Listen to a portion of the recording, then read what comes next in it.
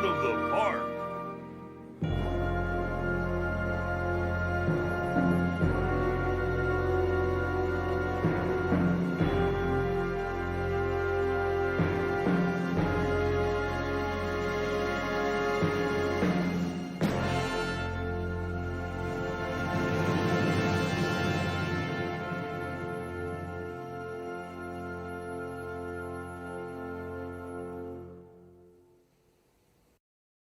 Out of the park. And good evening, everybody. Welcome to the Pro Baseball Experience, Season 24, Week 4, Thursday night action. I'm your host, Legally Blind Gamer. I hope everybody's having a good day today. We've got a lot of playoff match races in store here for you tonight. There's only about 12, 13 games left in the season, and so a lot of contests, a lot of fighting over seed positions. We're going to have to see how that goes, but before we get started, I want to invite on, again, for the 5th season now, my co-host and PBE Commissioner, Hummusgod. How's it going, Hummusgod? What up, what up? Happy April Fool's Day. Happy opening day in the Major League Baseball. Definitely an exciting time for if you like the sport. And also an exciting time if you like pings. If you're in the main server. Out of the I park. saw Thank that. you, That's Shu, for great. subbing. Yeah, good vibes only, go vibes. Oh, I see what you mean. Yeah, the Vandals did rebrand, so they are now the Vancouver Vibraphones. Nice one, AJ. Yeah, it's been a fun day on the forum. Great media post. What's up, Jeremy? What's up, Mr. Munson Davey? So yeah, thank you for having me on, LBG. Absolutely. We got our final 7th primetime game tonight for the week, and 4 other matches, including several minors games. And so I'm going to pull up my schedule here real quick, and we're going to take a look. Looks like we're going to start off with a couple of quick sim days and then move right into some minor league action with the Kingpins versus the 66ers. So, without further ado, we're going to go ahead and get going here, starting off with, and just because it's my team and we're tied for the 2nd seed right now, I'm going to go ahead and do the quick score first of my Dallas Dynamos versus the Kansas City Hepcats. Here we go. And the Hepcats win this one with a score of 8-3, 14 hits to 13. Big production here on the hit column. Over on the Dallas side, looks like our best batter here is going to be Giannis Krustis, who's a potential MVP candidate this season. 3 for 5 with an RBI. And over on Kansas City, every single player got a hit here, it looks like. But the best one overall is going to be Weedham Boys. 3 runs, 2 hits, 3 RBIs, and a walk. Over on the pitching end for Dallas, Grimace McDonald takes their 5th loss, 2-5 for them. And for Kansas City, Turbo getting their 3rd win, 3-2 for them. Player of the game is Weedham Boys. And we'll go to the next one, the 66ers and the Swifties. 66ers winning at the Swifties, no surprise there. Now moving to 69 wins on the season. Nice. And San Bernardino, Rem Beverwinkle hit a circle change off of Luke Sidaway for a 3-run bomb. So that was the difference right there. That top of the 5th was also pretty impressive. 3 hits for Head, Luongo, Vanderbilt, and 3 hits for Harwell from the Swifties. Sidaway with the win. Grimes with the... Sidaway with the loss. Wow, can't read.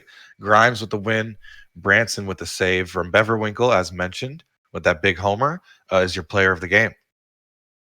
And that takes us to our next game, the Lemurs and the Mounties. Lemurs is 5 games back here in the wild card last position, and they're going to get a win here over the Mounties with a score of 9-3, getting 2 in the top of the 9th, 14 hits to 9.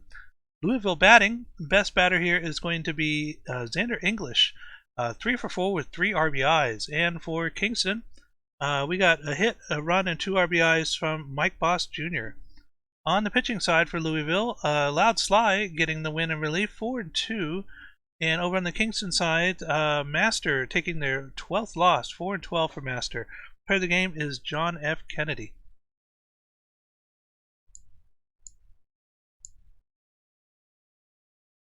And the Armadillos squelching the Bears offense in a shutout win. So blanking the Bears are the Dillos doing today. So Dillo. We probably don't want to look at the Bruce City batting, but we do want to see the Amarillo batting. Shapiro 2 hits, Knight with 2 hits. So, good games for both of them. And the Dillos team win there. Huff with the win, Salinger with the loss. Huff, 0 earned runs, over 6.1 of some really good pitching. Wow, is your player of the game. Completely shutting down the Bears. And we're getting some info here from Schoolboy Shoe about a possible error with their lineup. So before we move any further, let's just go ahead and take a look here. I'm checking my messages too. All right. So cool. this should be every second game, Schoolboy Shoe, instead of every third game. Is that correct?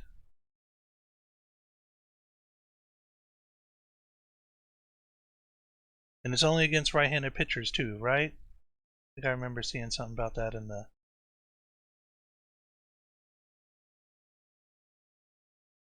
Okay, which one is it that I need to take a look at then, Shu?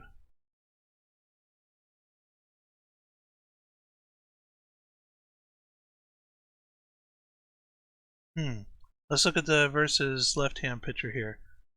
Is this correct for left-hand pitchers? It does show Bongo Luongo second.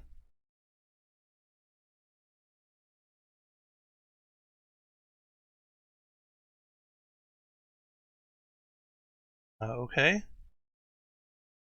So it must have been a left-hand pitcher you guys were up against starting off, and that's why it did that. Let's go back and take a look at the lineups. We can take a look at that here.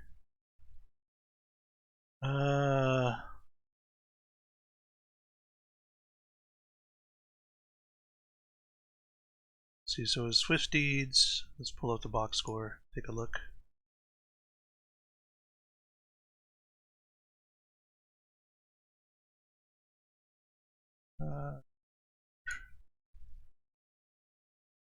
Right-handed pitcher. That is weird.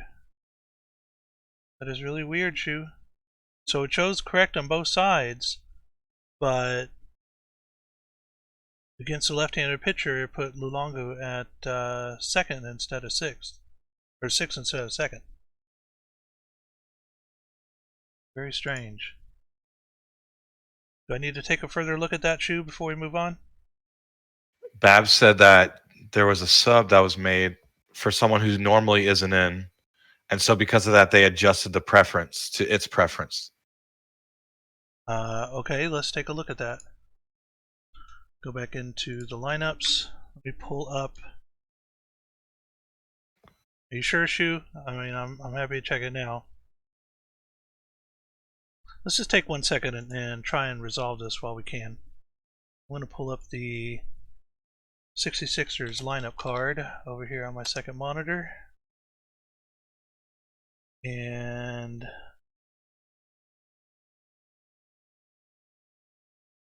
Bongo Luongo, there it is. I'll pull it over here so you can take a look. Bongo Luongo's second versus right-handed pitcher. The second versus... Oh. Okay, well let's fix that. I see what the problem is. So versus right-handed pitchers. Bongo Luongo's here at second. That's correct versus right-handed pitchers.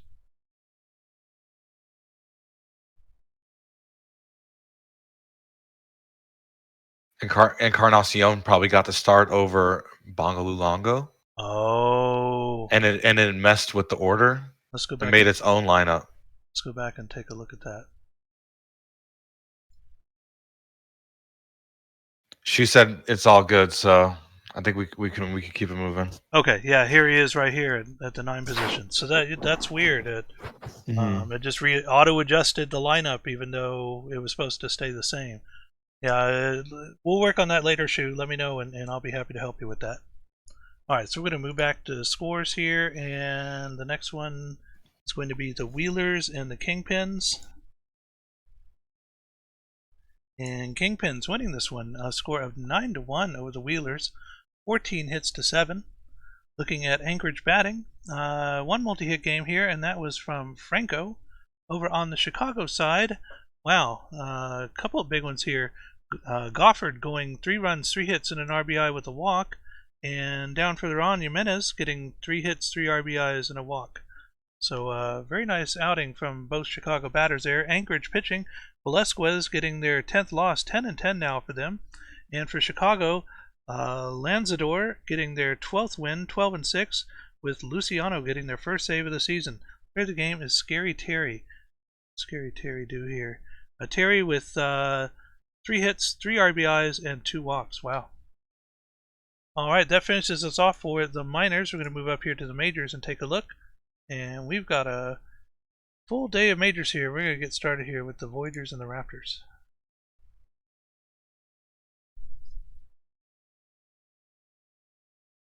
And the Voyagers roll to an 8-2 win over the Raptors on the road. So creeping closer to playoff time, Voyagers getting some end of season wins. This is the Voyager way. Top of the ninth, Shu hit a, what was it? A 3-run bomb in the top of the ninth. So an exclamation point home run by Tom Shu. Sealed the deal there. Yep. And Stevenson 3 for 4. Dominguez Jr. 2 for 3. Tokiyama gets the win. Daly with the loss. Tom Shu, as mentioned, that's your player of the game. Congratulations to Shu. All right, moving on now to the Supernovas and the Rougarous. Rougarous beating Supernovas barely here, 3-2. 2 errors on the Rougarous side, only 4 hits. Looking at Sarasota batting, we have a couple multi-hit games here from Taters and Buckley. Over on the New Orleans side, looks like a hit and 2 RBIs here for Cook. Pitching wise for Sarasota, McQuack getting their 6th loss, 4-6 for them.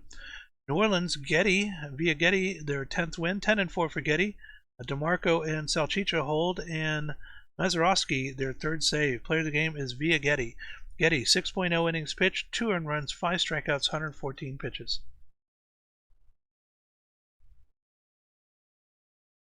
Stars getting the win, 8-5 at home, 11-6. They did get the lone error, but Apex now back to 3 games above 500. 2 for 4 with 2 runs scored for Booswell. Fry 2 for 3, 2 for 4. Cade Munson, just a lot of contributors there. A lot of people got hits for Apex, but just not timely hitting. El Charo with the win. Lagoose with the loss.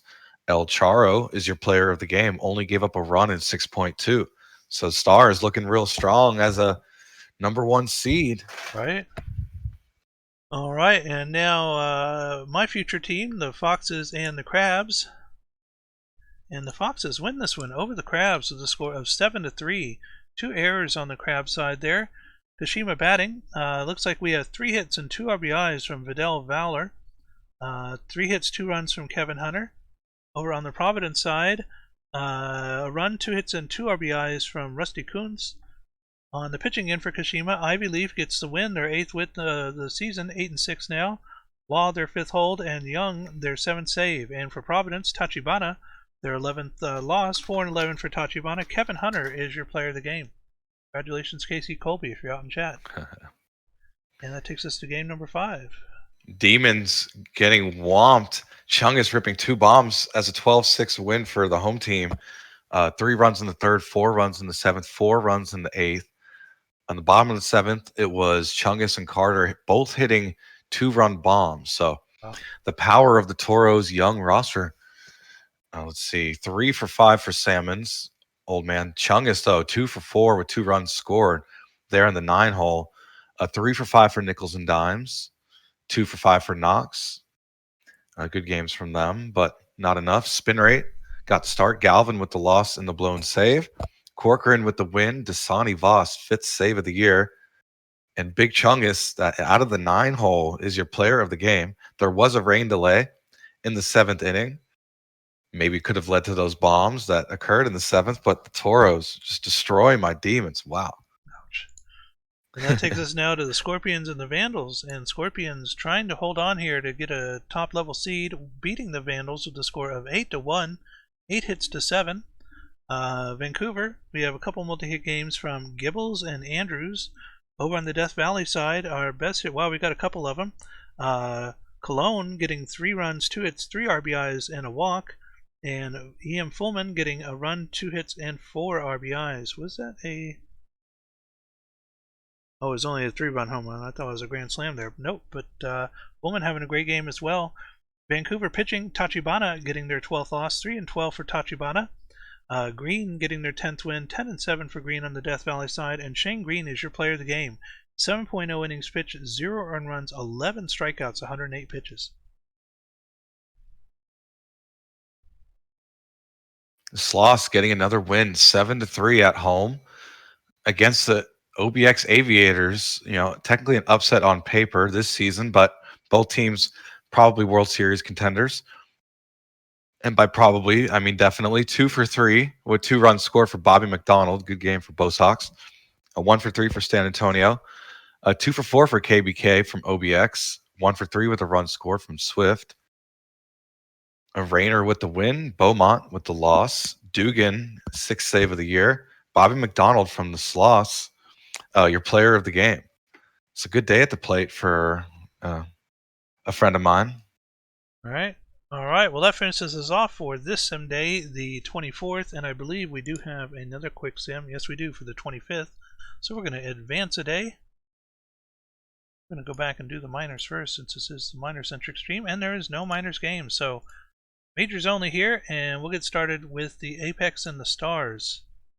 Apex beating the Stars here, 6-4, 10 hits to 7. 1 error on the Stars side. Indianapolis batting. We have a run, 2 hits, and 2 RBIs from Anthony Bauer. Over on the other end for Nashville, looks like our best batter here is going to be Brandon Fry, getting a run, a hit, 2 RBIs, and a walk. On the pitching end for Indianapolis, Doug Dangley getting their 11th win, 11-5 now for them. Dion, their 3rd hold, and Dogwood Maple, their 13th save.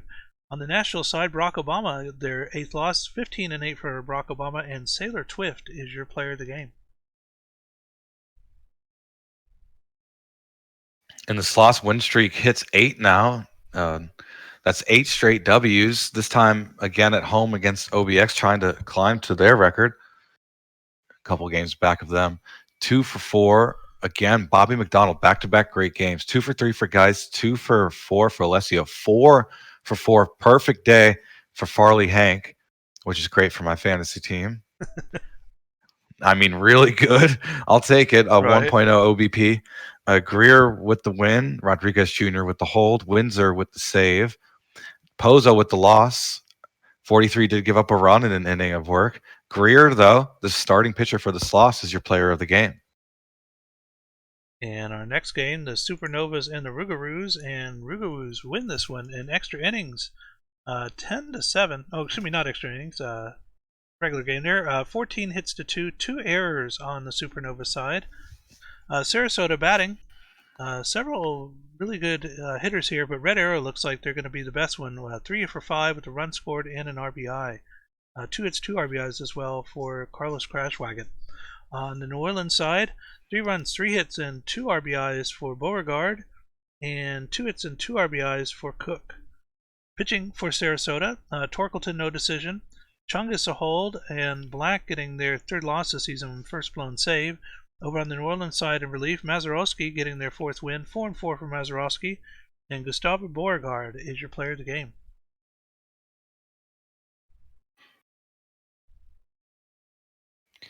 The Voyagers winning at Boise 9-7. So having a good sim. The top of the second was absolutely bananas for the Voyagers, scoring 6 runs. With Slim and Stevenson both getting involved there in the top of the second.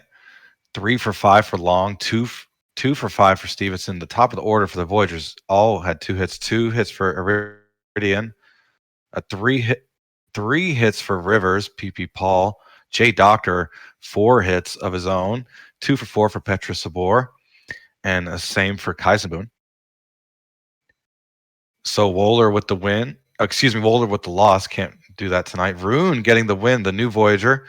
Miller with the hold. Lemieux getting the save with 2-out save. But Rivers, as mentioned, great day at the plate. That's your player of the game. And our next game, the Foxes and the Crabs. And the Foxes get another win here tonight.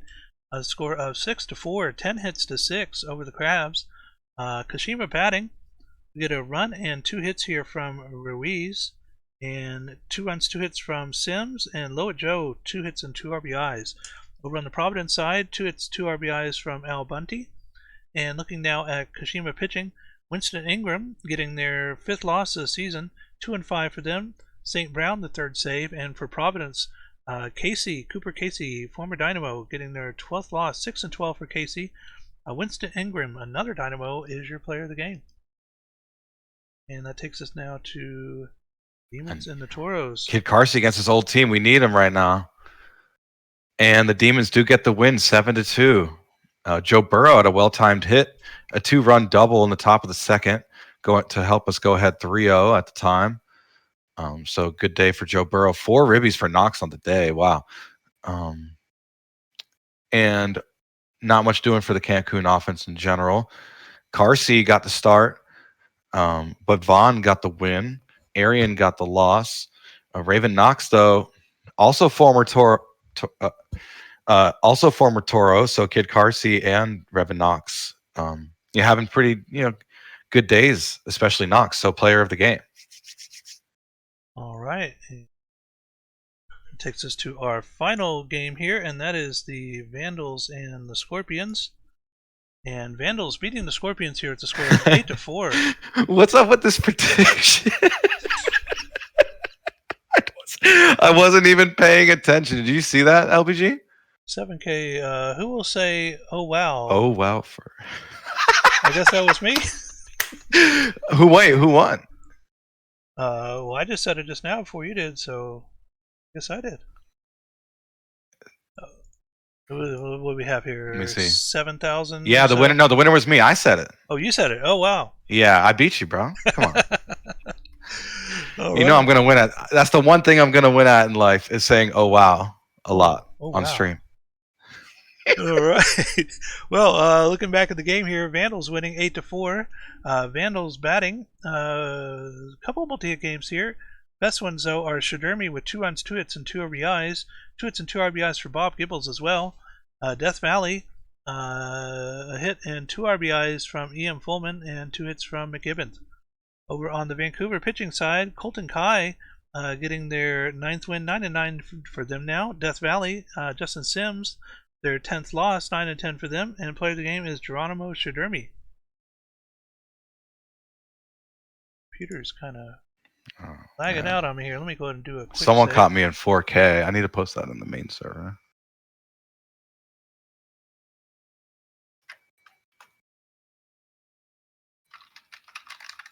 All right, so we're going to move on now to our next sim day, and I believe that is Chicago versus San Bernardino. It sure is. And so we'll finish today out. Down here to the minors. No majors games today. And let's see here. So you want to go ahead and do a prediction while I pull up the stats here to read off? Oh yeah. Would you say you want to do a prediction for this game? I mean, did you want to do them for all the games?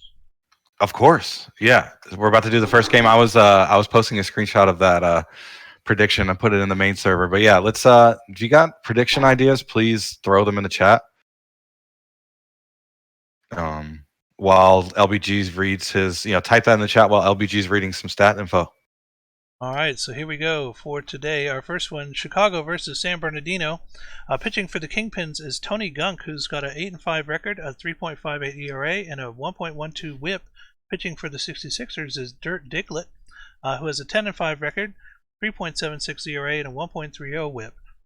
In the standings, the Kingpins and the 66ers are leading their divisions, but as the 66ers have already made it to the playoffs, this game will matter more for the Kingpins, who are in a tie with the Dynamos for the number 1 position in the East Division. It's still likely they make the playoffs, though, as in the East Division, only the Kingpins and the Dynamos have a record over 500. In the team stats, the 66ers are the best at every batting-related stat, and similarly are the best at every pitching stat except for starter ERA, which they only have second place. In comparison, the Kingpins are up there in a lot of stats, but take the lead in starter ERA and have second in batting WAR. base running, and least runs against. Individual player stats, Bongo Luongo, miles ahead, and Benny Rodriguez are the stars of the 66ers, who combined are leading in OBP, WAR, home runs, total bases, isolated power, and extra base hits. The Kingpin star is likely Scary Terry, who doesn't lead in any stat but comes in the top 5 for batting average, on-base percentage, slugging, OPS hits, and OPS plus. So wow, a lot of stats leaders in this game coming up, and we'll see how. So we got the prediction going. Great suggestion by the Voyagers GM, Big Unit Babs. Which team will have more extra base hits? Either the 66ers or the Kingpins, or a tie. So 66ers by themselves, or the Kingpins, or a tie as the other option. So if it does tie, the Kingpins will get the advantage. A lot of people going 66ers here. That's not too surprising given their great season so far offensively, and they're at home. Is that a stat to track easily in the box score? Great question. Look at the doubles and triples and home runs, I guess. And count somebody those. will be keeping tabs. We got people going. They're going to go nuts for this game. This is a massive game, so I'll do my best to keep tally as well. All right. Well, we're going to go ahead and pull up our matchups here for this one. And it's pretty much 66ers all the way down the line, except for a tie with Pork Chop Sandwiches and Alex Frank in the lineup. Starting us off is going to be Jared. Just a second. Jared Gofford. And is the prediction over already? Are we ready to do that one? Yeah, it's been over. All right, cool. So we're going to go ahead and get started.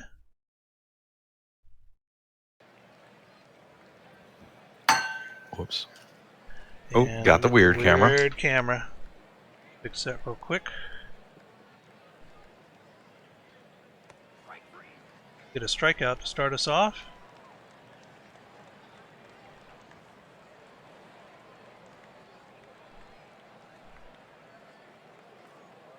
Let's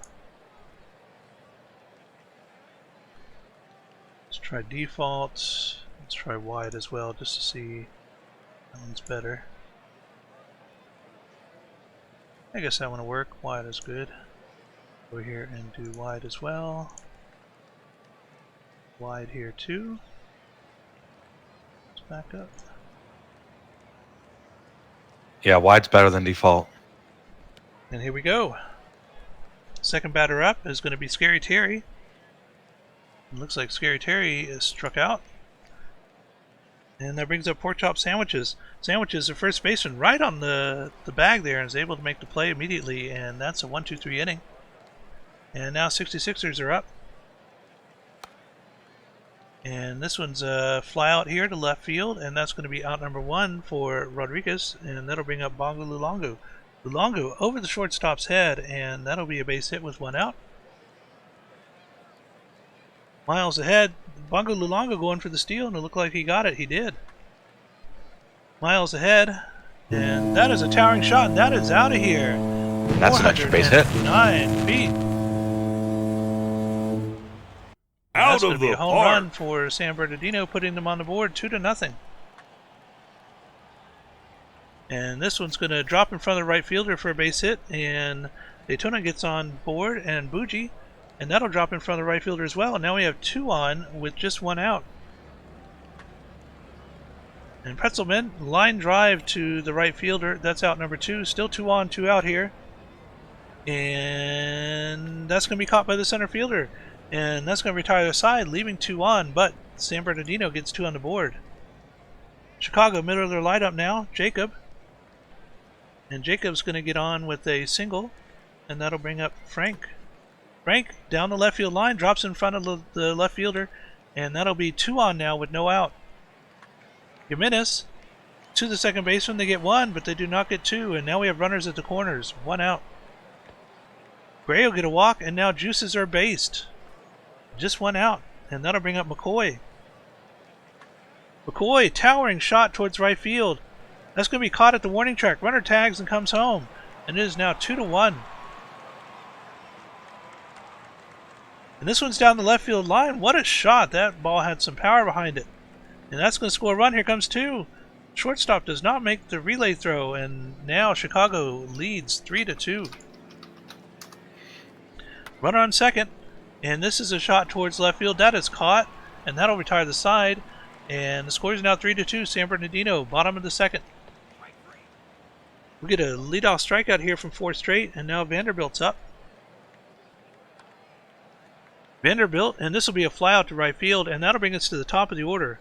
Rodriguez back up again. Rodriguez towards center field, and what a catch by the center fielder, and that'll retire the side as we go to the top of the third. Chicago up by 1 with Thomas Codd. Simo asked what the bet was. It was who will get more extra base hits. Kingpin's getting the tie advantage. It's a strikeout for Terry, and right now they are winning on the bet because it is 1-1. That's a grounder by Sandwiches, and the shortstop makes the play. Jacob. Shortstop getting more action, back-to-back ground outs. So we'll go bottom of the third, still tied on extra base hits. Kingpin's up 3-2. Simo, it's any hit that's over a single, a double, a triple, or a home run. Yeah, anything that's more than a single, and that's a grounder. Oh! The throw is off target. Well, the Kingpins will take an error. So Miles Ahead will come up, hitting a homer last time up. 32 on the year. Daytona fly ball. Caught for the out. 1 out now. Bad and Bougie. Oh, double steal. 2 for 2. They're both safe. What a great team heads-up play, and a ground out from Bougie. Scores a run, though, so it's tied now 3-3. Marquee matchup starting off really entertaining. Fly ball by Pretzel Man. Caught for the third out. 66ers score a run to tie it up. My name is And James. now I the heard the exact same thing, too. And a strikeout for Frank. Struck out looking. Diglett still on the mound. Jimenez drawing a walk. So 1 on, 1 out for Gray. And that's a base hit in left field, but it will not be an extra base hit. McCoy, so it's runners on first and second, and a nice at-bat by McCoy may score a run, and it does. It's 4-3, back and forth these teams go. Kingpin's up now. Schumi. Uh-oh. Schumi in the gap, scoring more runs. That's 1. That's 2 runs. A triple? Wow. So another extra base hit for the Kingpins. They have the advantage on the scoreboard and on the bet. What an at-bat by Schumi. Schumi, that's Bauer's new player. Waiver create. And caught for the out from the Gofford fly ball. Terry striking out looking, but the Kingpins roar out in front after allowing the 66ers to tie it up. So now it's Rembeverwinkle from the 66ers flying out and left. Yeah, for real, Bauer, this is his sim, bro. It's his file. And that's a fly out. Vanderbilt grounding out. So 1-2-3 go the 66ers. Kingpin stunning the 66ers home faithful. But Sandwiches pops out. Jacob drawing a walk. Frank the Tank dropping one in right field, moving the runner to third. So we got runners on the corners for Jimenez. Grounder. The 4, the 6-3. Great defense by the San Bernardino 66ers infield. But they're down 3 on the scoreboard. Got to make up for it. That will help. See ya, a no-doubter by Benny Rodriguez. So starts us off with a solo shot in left, 396 feet. Out of the park. So, yeah, the comeback is started. Nice work by Benny. Ground out by Luongo. MVP Benny, huh? Miles ahead. Home run, absolute madman. Drops one in, though, for a single for a change. And Daytona drawing a walk. So runners on first and second for Bougie. Bougie lining out in center. Can they tie it up? Here we go. Pretzelman, 2 outs. Grounder. Ground out. So that their only run score was off the bat of Benny Rodriguez. And it's 6-4 now. Kingpins. Gray flying out in center. McCoy striking out. Patio Furniture playing well. Shumi lining out. 1, 2, 3. Bottom of the 6. Here we go. San Bernardino down 2. Trying to come back in this game. That's a walk by Rembever Winkle. Leadoff walk. So 4 straight will come up. 4 straight. Dropping one in left field for a base hit. Runners on first and second for Josh Vanderbilt. Vanderbilt dropping one in. A blooper. So they load the bases up. Here we go. Bases juiced for Benny. A pitching change. Yep. And that's going to be runs. It's going to be 1 run. It's going to be 2. A stand-up double. So is it 2-2 now on extra base hits? Or 3-2 for San Bernardino? Oh, and a grounder, but the ball was dropped? RBI single. They're counting that. And the comeback has officially been completed and then some. And a stolen base. 66ers dominating the bottom of the 6th. 2-out magic. It is 3-2 San Bernardino on the bet. And a strikeout ends the inning. But 3 runs gives 66ers the lead. Just like that. Now Chicago has to make up for it here. Grounder. And a ground out by Goffard. Terry. Huh? Terry, that's a lot of power, but not enough. It's 2 outs now. Sandwiches. Flying out. 1, 2, 3 inning. We'll go bottom of the 7th. Grounder by Bad and Bougie. Grounding out. Pretzelman with a little pop-up. Third baseman comes in, makes the grab. And Rembever Winkle, a hard-hit grounder, grounds out. So that'll do it for me. We'll go top of the 8th. Crazy game here at Crater Park. Middle third of the order here for the Kingpins, and that'll bring up Jacob starting off. Jacob striking out, and now we have Frank. Frank strike out as well, and Jimenez up. 3 strikeouts in a row. McCarthy doing a great job here, holding off Chicago. Pitching change here. We have Hunter Sky in now for Chicago, and that's going to be a base hit over the shortstop's head. Leadoff single here for 4 straight, and now Vanderbilt. Vanderbilt, infield flyout. That is out number 1. Top of the order, Rodriguez. Rodriguez towards center field, and that is a line drive caught. Runner still at first. 2 outs. And the second baseman runs way out into the outfield and is able to make the play on that one, retiring the side, leaving one stranded.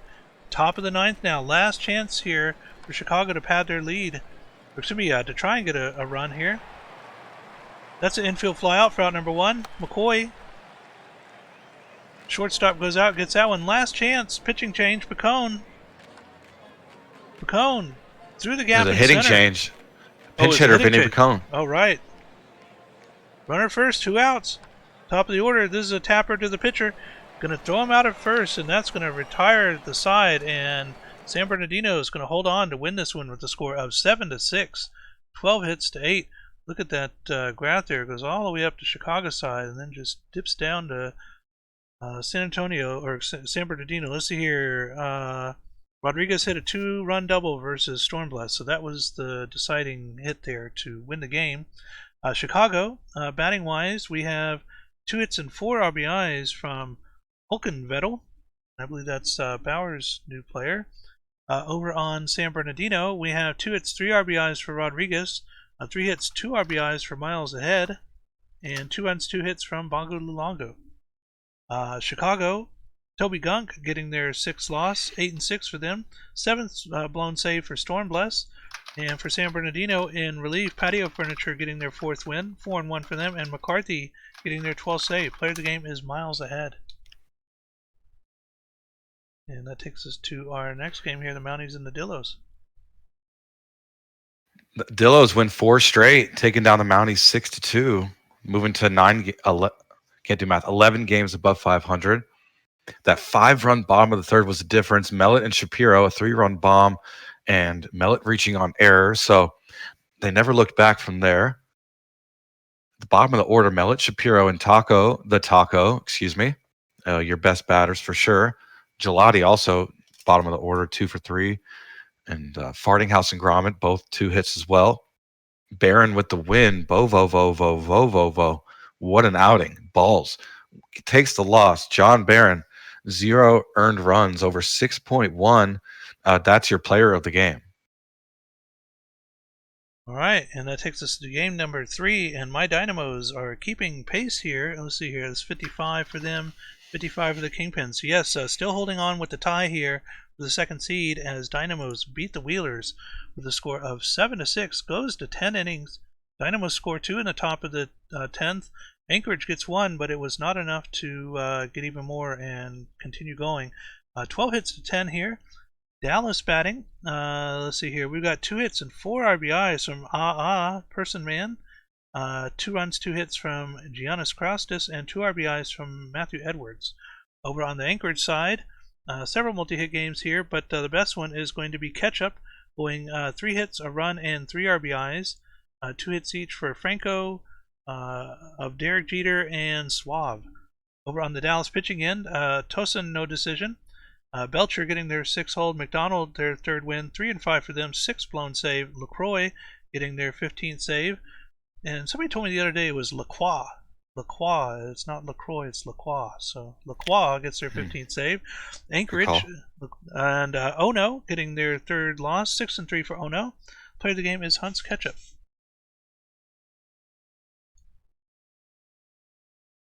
Quinn helping the Swifties outscore Brew City 14-11. A lot of runs coming across home plate in this one. 3 for 5 with 3 runs scored for Jody Groundball. 3 for 4 with 2 runs scored for Smith. 2 for 6 for Tuttle. 3 for 5 for Olson. 2 for 4 for Wolf. Just a lot of team contributions from both sides. And because of that, the direct result is a lot of pitchers being used for both teams with all these runs scored. So 6 for each team. Let's see, Goozer with the loss and the blown save. That's Jabs. T2 and gets the win and the blown save. Jader with the hold. Jody Groundball, a nice day at the plate. Gets player of the game honors. You probably are going to give it to a batter in that one when the final score is 14-11. So big respect to Jody Quinn. 6 relief pitchers for both sides here. A lot of bullpen being used in just that one game. And that takes us now to game number 5, the Hepcats and the Lemurs. Hepcats winning this one with a score of 9-3, 13 hits to 7. Kansas City batting, we have 2 runs, 3 hits, 2 RBIs from Weeda Boys, 2 hits, 2 RBIs from Caruso, 2 hits, 3 RBIs from Witt, 3 hits from Cruz. Over on the Louisville side, 2 runs, 3 hits, 2 RBIs from Simbo Trawlers. Pitching for Kansas City, Davies in relief gets their 1st win of the season. Smithers their 3rd save, and for Louisville, isn't that Cantaloupe Crocodile, their 8th loss, 8-8 for Crocodile. Simba Trawlers is your player of the game. And that finishes us off for this sim day. I believe, yes, no majors games, so we're going to advance a day. You have majors here. Let's pull up the schedule, see what the next game is, and it's going to be Aviators versus Indianapolis for primetime number 7. So if you want to, whoa! you want to get a poll going for that one, prediction, I'll go ahead and pull up the info for the next game. All right, cool. What are we thinking? Let's see. I mean, this is a big matchup. Apex got to win to stay alive for the playoffs. OBX, just trying to stay balanced going into playoffs. Trying to stay hot. What are they doing here? A lot on the line in this one. Apex 3 back here.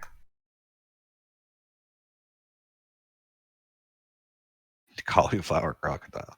We need a prediction idea, please. Somebody come up with something. Maybe errors? Errors? Over under 2.5? 1.5? I usually do 1.5. 1.5. Sounds good to me. All right. Stat Team gave us a lot of info on this matchup here for primetime number 7. Great idea by C Does It. We've never done that. Will there be a hold on the box score? Oh, sure. That's a good one. Yes or no? You got 1 minute starting now. Will there be a hold in this game? Yes or no? Simple yes or no question. Will there be a hold by either team? We'll go start prediction.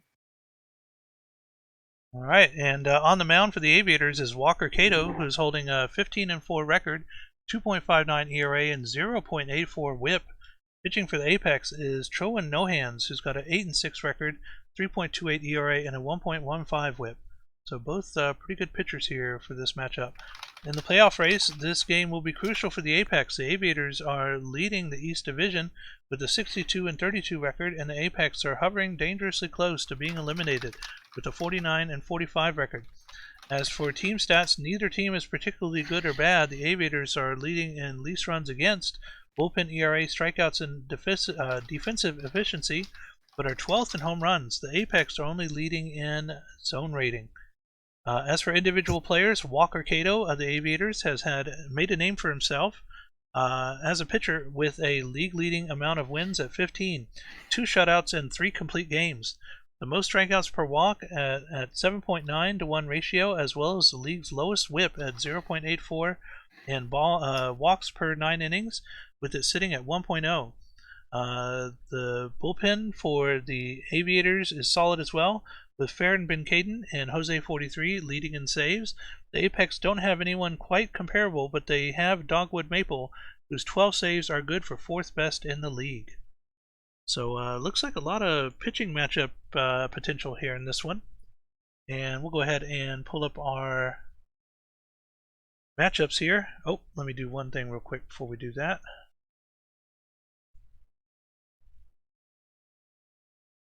Here we go.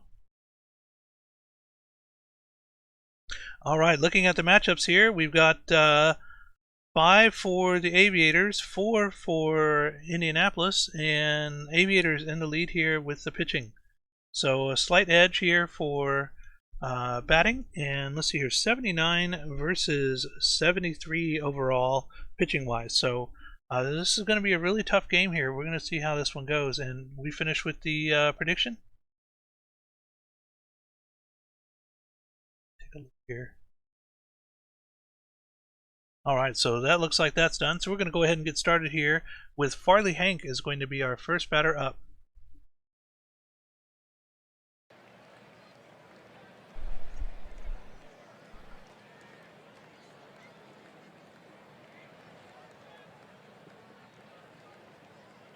Pitcher comes set, and this one's going to be over the second baseman's head, and that'll be a leadoff base hit here for hot hitter Farley Hank.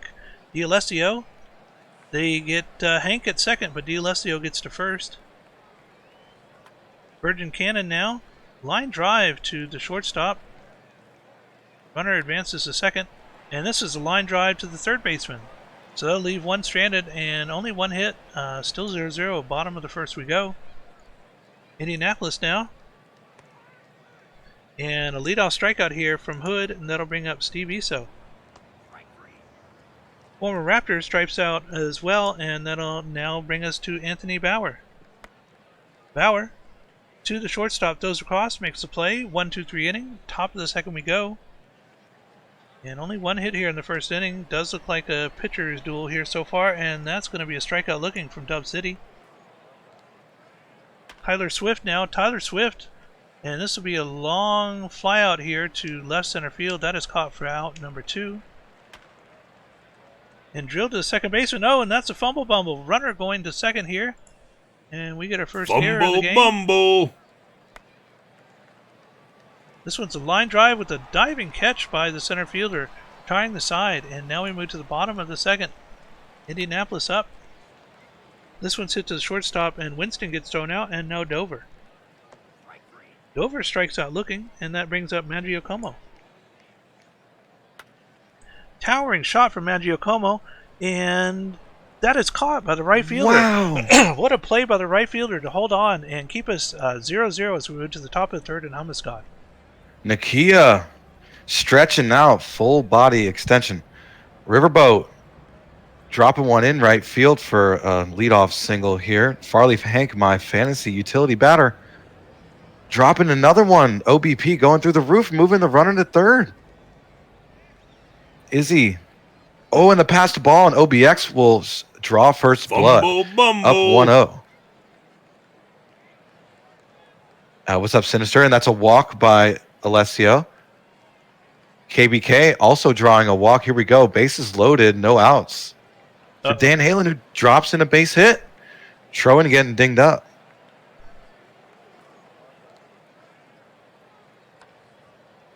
Oh, and that's deep in left field, but it's caught for the out. A line out by Dub City, but brings home another run.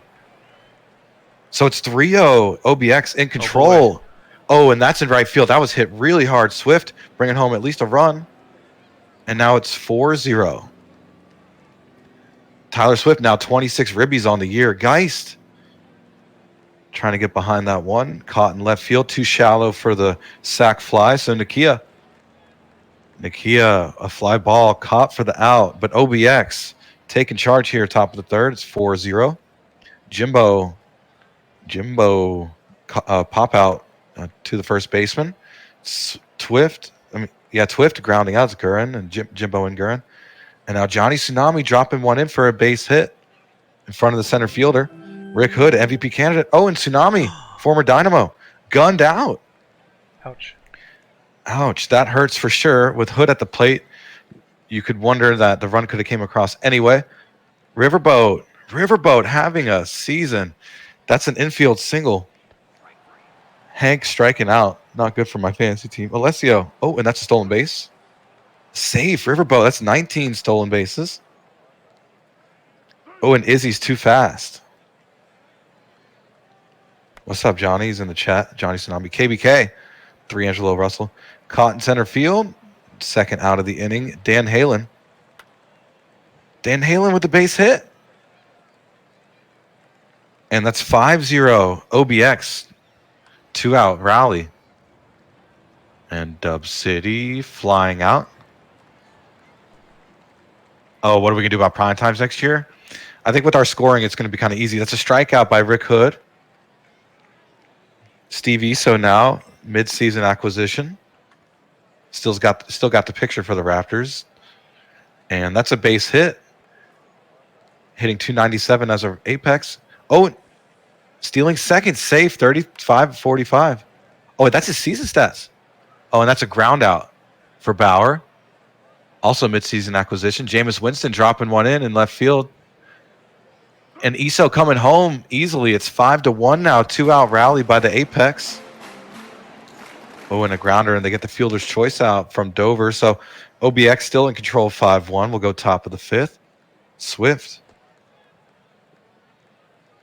drawing a walk. Oh, and a stolen base. That's 58 for Swift on the year.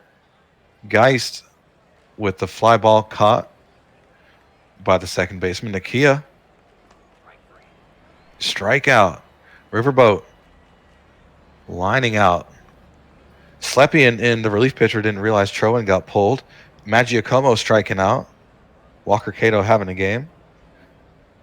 Oh, Jimbo. Got a lot of that one, but caught in left field for the out. Twift using that eye, drawing a walk. Here we go. Johnny Tsunami grounds out to the first baseman. So we'll go top of the sixth. All OBX in this one. Not looking good for the hold potential. That's a strikeout from Hank. There has to be a safe situation for there to be a hold, and has to be within 3 runs. And that's a base hit from Alessio. Virgin Cannon moving the runner to third. Runners on the corners for Dan Halen. Drawing a walk. Here we go. Uh-oh. Juice's base for Noah Slepian. Ooh, that's a towering shot. Left center. Caught. Left fielder makes the grab, but Alessio is too fast. It's now 6-1 after the sac fly. Oh, and a walk for Swift. So here we go. Hunter Geist. Base is juiced. Juice is based. And that's going to be dropped in right field. And that's going to be 2 runs scored. 37 ribbies for Hunter Geist. It's 8-1. Oh, but they get the out at third. Yeah. What great heads-up defense. But the runs still count. Because he got moved. He made it past first base safely. Hood stepping up and cracking one for a single. And Iso's way too fast. What a nice stop by Riverboat. Oh, and that's a strikeout for Bauer. So here we go. Winston. That's going to be potentially a run, and it will be. So it's 8-2. 2 on, 1 out for Dover. Drawing a walk. So Giacomo now has bases loaded. Juice is based. Oh, and a passed ball. That will be a run. It's 8-3. Bumble. Just like that. And a ground out will end the... Oh, wait. It's only 2 outs. Okay, it was... Okay, so I thought that was the third out, but that was the second out. And, a nice sliding catch in center field by Swift, but the Apex score 3 runs to make this game a little more interesting. We'll go top of the 7th. Nakia, Riverboat, and Farley Hank. And that's a base hit for Nakia. Linus Riverboat having a really good season out of the 9 holes, striking out.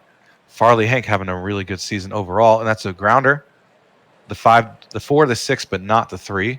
Hood holds onto the ball. So Alessio gets behind that one, caught in left field for the final out of the top of the 7th. We'll go bottom of the 7th. Apex down 4. And that's a leadoff single from Sailor Twift. Gurn Wudo. Here we go. 3 Angelo Russell.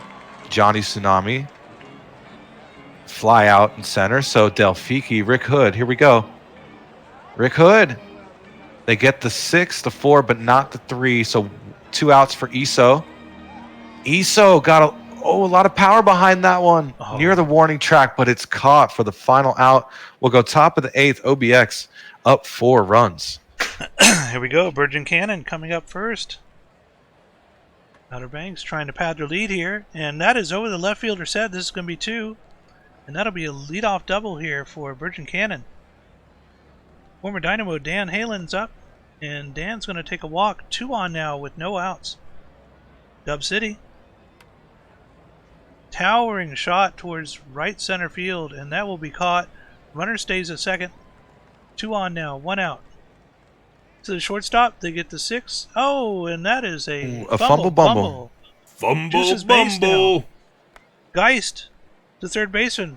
5, 4, but not the 3, and the run scores. Wow. Runners at the corners. This one's a towering shot towards left, but that's going to be caught, and that'll retire the side. OBS gets 1 more on the board now, and it is 9-4. Apex need to get something going here, and that's a good start as we get one up the middle for Anthony Bauer, and that'll bring up Jameis Winston. Winston past the shortstop, and almost the exact same play. 2 on now, no outs. Bend over, up. And that is a 4-6-3 double play. Runner is going to third, and we get a pitching change here. Jose 43 coming in. And that is hit through the gap in right field, and that will score runner. RBI single there from, who is that, Giacomo. And now Slice is up, and they're going to get the out, and that'll retire the side. But Indianapolis gets 1 more, shaves the lead down to 4 for Outer Banks. Top of the 9th, Linus Riverboat, number 9 hitter, and that's going to take the shortstop way out into the outfield and make the catch for out number 1. And this looks like a towering fly out towards right field, out number 2 for Farley Hank, and now D'Alessio. D'Alessio past the shortstop. D'Alessio is going to get on. 1 on, 2 outs for Klausberg and Cannon.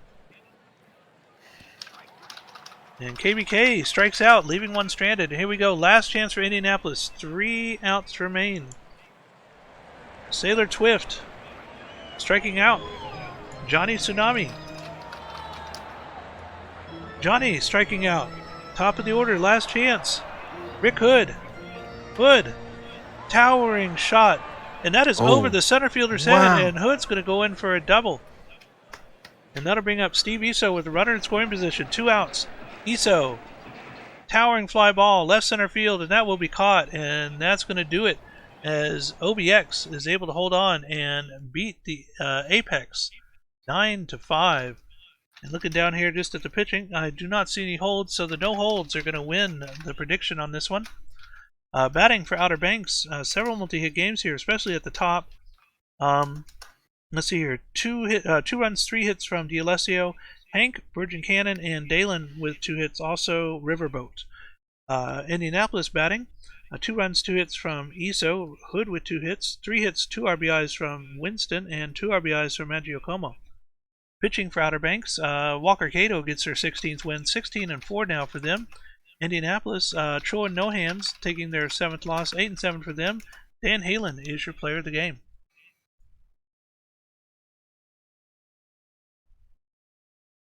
Scorpions suffer a 12-1 drubbing. Sloss doing everything, matching the record now of the Scorpions, both 61 wins on the year. Look at that. Antonio getting in a lot of the action here, hitting a run-scoring single and a grand salami off of Remy Ratatouille. Wow, 2 for 5 with 5 ribbies for Stan, 3 for 5 for Turtle, 3 for 4 for Matata, 2 for 4 for Holden a Fart. Bobby Daring, what a start, gets the win. Enriquez Garcia gets the loss. Acuna Matata, great day at the plate overall for the Sloss, but that's your player of the game. In game number 3, the Demons in the... I'll leave that one. We'll just go ahead since we already saw the box score. Vandals winning this one, 5-3 over the Demons, 7-10 in the hits department. Detroit batting, we have 2 runs, 2 hits, 2 RBIs from Knox, 2 hits from Dimes. Over on the Vancouver side, 2 runs, 2 hits from Mouse. Gibbles, 2 runs, 2 hits, 2 RBIs, and 3 hits from Andrews. Pitching for Detroit, Molly Mitchell taking their 10th loss, 9-10 now for Mitchell. And for Vancouver, Johnson getting their 8th win, 8-8 for Johnson, with Colby Kidd getting their 10th save.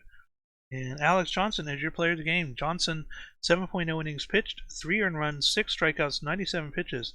Isn't it this Colby Kidd's last season? I heard something about him possibly Yes, retiring. he is retiring. He claims to be retiring. So Fox is getting clonked by the Supernovas 5-2. 4 runs combined in the 6th and the 7th for Sarasota. Offensively, 2 for 3 for Bridget Westfall, 2 runs scored, 1 for 3 for Carlos Crashwagon, 1 for 3 for Jay Kane. And pitching, Kashima bats kind of were asleep. Baxter gets the win. St. Brown gets the loss. Kendrick Baxter, 2 runs given up in 6 innings of work, gets player of the game. In game number 5, Rougarous and the Voyagers. Rougarous in extra innings. Excuse me. Top of the 10th get a run and break the tie, winning 2-1 and 9 hits to 7. New Orleans batting. We have multi-hit games here from Cook and from Slithery's Neck. Over on the New York side, run 2 hits and an RBI from Eric Rivers, 2 hits for Hard and Long. And pitching wise for New Orleans, Pleasance in relief gets their 6th blown save, Salchicha their 5th win, and for New York in relief, Brent Lomu. Seen him in a while. Brent Lomu getting their 4th loss, 4-4 for Lomu, and Coco McQueen is your player of the game. McQueen, 7.0 innings pitched, no earned runs, 7 strikeouts, 110 pitches. Kuramuchi now 8-8 after subduing the Toros. So Kuramuchi as a starter get now 500, 12-0 blanking Crabs offense, doing everything. Dowd, Kuntz, Winters, everyone getting involved. Look at that. Literis, just a good team win for the Crabs. Kuramuchi, as mentioned, wow, almost went the full distance with a complete game shutout. Turner with the 1-out relief outing. Lemon gets the loss. Kuramuchi 8.2 innings scoreless, 7 strikeouts, only 3 hits and no walks. So a 3-hit, almost a 3-hit complete game shutout, but got pulled with 1 out remaining. I don't understand that, but yeah, maybe those hits were given up late there, so they just figured let's pull Kuramuchi even though they're up 12. Right. Very confusing, but either way, great outing by Kuramuchi. Player of the game. Yep. All right, and the final majors game for this sim day is the Raptors and the Stars are continuing to do well here. 64 wins now for them, 11-6 in this one, 15 hits to 7.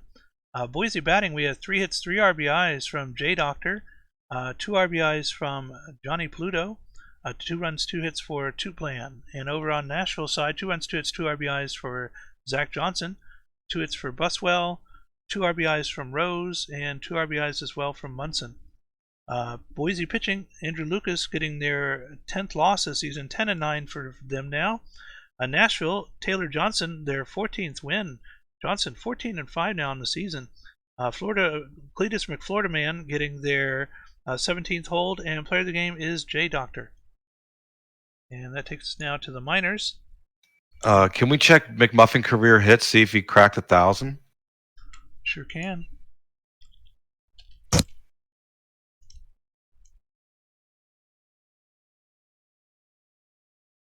Should be batting stats, career batting stats. Hits 999. Nope. One away. One away. Wow.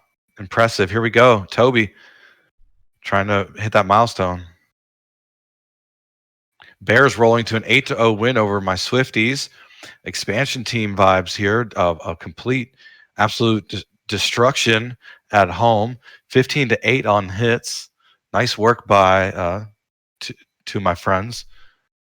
Miles Ahead's now tied for second in single season homers in the minors.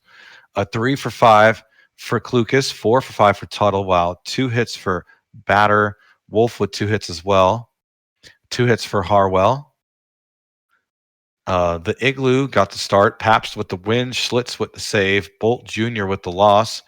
Bobby Batter for Brew City is your player of the game.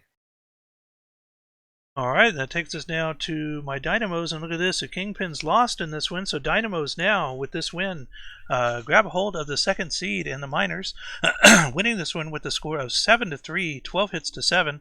And look at this. It was pretty much Dallas, and then it went down to Anchorage's side in the 6th inning, 5th inning, and then right here in the 9th inning, 2nd and 3rd, let's see here. Andrew Berry did a walk versus Roach. And Bodnar hit a run-scoring single. Crunk also hit a 2-run single. So it looks like right here, right at the end of the 9th inning, Dallas was able to turn around and get the win. Dallas batting, we have 2 runs, 2 hits from Edwards, 2 RBIs from Crunk, 2 hits from Krostis, and 2 hits from Bruce. Over on the Anchorage side, we have 2 hits from Rie and 3 RBIs from Suidat. Theophilus Suidat. All right. Dallas, Michael Knightrider, no decision. Wheatfall gets the win, 4-6 for them. Anchorage, gets the, what's that guy's name? Musher, I guess that's one of their bots, gets the hold. Roach, the loss, 3-3 for Roach, and Rizzo, the blown save. Player of the game is Johnny Toasties.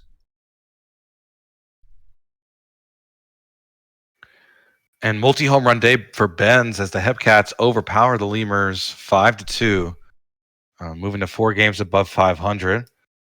We'll check out batting. 2 for 3 for Benz, as mentioned, 3 runs scored. 2 for 3 for Myth, 2 for 4 for O'Houlihan. We'll check out pitching. Mace with the win, Homie with the hold, Focia with the save, Warner with the loss. Brian Benz gets player of the game honors. There was a rain delay for about 54 minutes. And that takes us now to the 66ers and the Kingpin. 66ers winning this one 5-3, 10 hits to 13, 3 errors total for both teams. Chicago batting 4 for 5 from Goffard, 3 hits each from Frank and Jimenez. Over on the San Bernardino side, a couple multi-hit games here. Daytona gets 2 runs, 2 hits for 4 straight, and Vanderbilt 2 hits and 3 RBIs. Pitching wise for Chicago, Vincent no decision. Storm Plus gets their 7th loss, 2-7 for them, 8th blown save. And for San Bernardino, Echo Dot getting their 8th win, 8-2 for Echo Dot. Player of the game is 4 straight. Dillo's collecting another win. This time it's again at home against the Mounties, 4-3. Oh, in the bottom of the 11th, Hickams hit a walk-off run-scoring single versus throwing guy. So the Dillos, in dramatic fashion, back in the win column. Everyone got a hit except Campbell and the Taco. Everyone got multi-hits except those 2 and Mellett. So Dillo's offense really erupted, and 3 hits for the leadoff hitter for the Mounties, Farting House. 2 for 5 for Boss Jr. Pitching-wise, Mountain got the start. Tano with the win. A lot of pitchers used by Kingston. Let's see. Benson blew the save. Guy got the loss. Trevin Knight tied the regular season extra inning game record for runs scored with 4. Gets player of the game. All right, and that finishes us off for this sim day. And let me just make sure again, covered all those. All right, so we're going to move ahead a day. And looking at my schedule now, it is going to be the Dynamos versus the Wheelers. So can you think of a good prediction for this one here? Always love to take ideas. Someone had stolen bases earlier. That was Simo's idea. We could do maybe 2.5, I guess. 2.5? Sure. Yeah, that's an exciting play.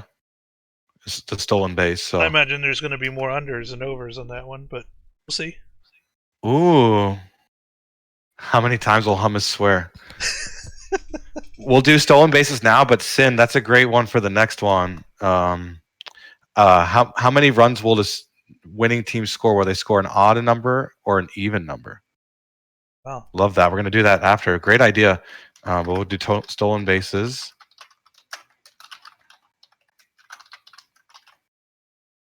And you got 1 minute. All right, so stats. This one from our wonderful stat team. Up for the Dynamos is Casey Tam, who's got a 10-3 record, has a 4.18 ERA and a 1.43 WHIP. Pitching for the Wheelers is Busta Baxter, who's got a 7-10 record, 4.92 ERA and 1.66 WHIP. In the standings, this game is going to be important for the Wheelers, as they're just one game ahead of the Dillos in the West Division. And team stats, neither team is trailing or leading in anything, so there's not much notable there. Okay, going to the player stats, the Dynamo's Giannis Krustis is leading the pack, leading in batting average, RBI, slugging, OPS hits, and OPS plus. For Anchorage, Nusuma Reda Diamondo leads in steals, but Nusuma also leads in caught stealing. And let me just go over here real quick and hop into my Dynamo's locker room and let them know we are up. Cool, good vibes. Yeah, Diamondo leading the league in steals, and I have the line at 2.5. Diamondo might break that themselves, but you never know with this, pesky sim. Now, it's looking like it's going to be over, but yeah, I'm really looking forward to that next bet, though.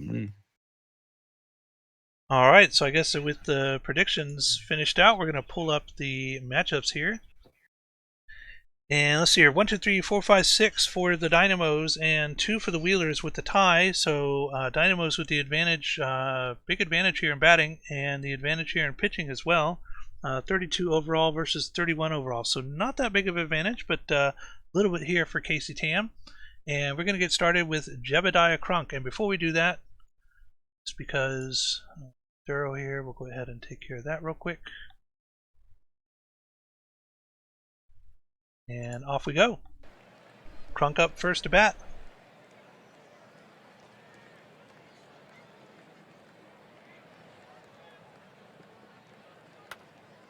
And Crunk with the towering shot towards left center field, and that is out of here. 434 feet.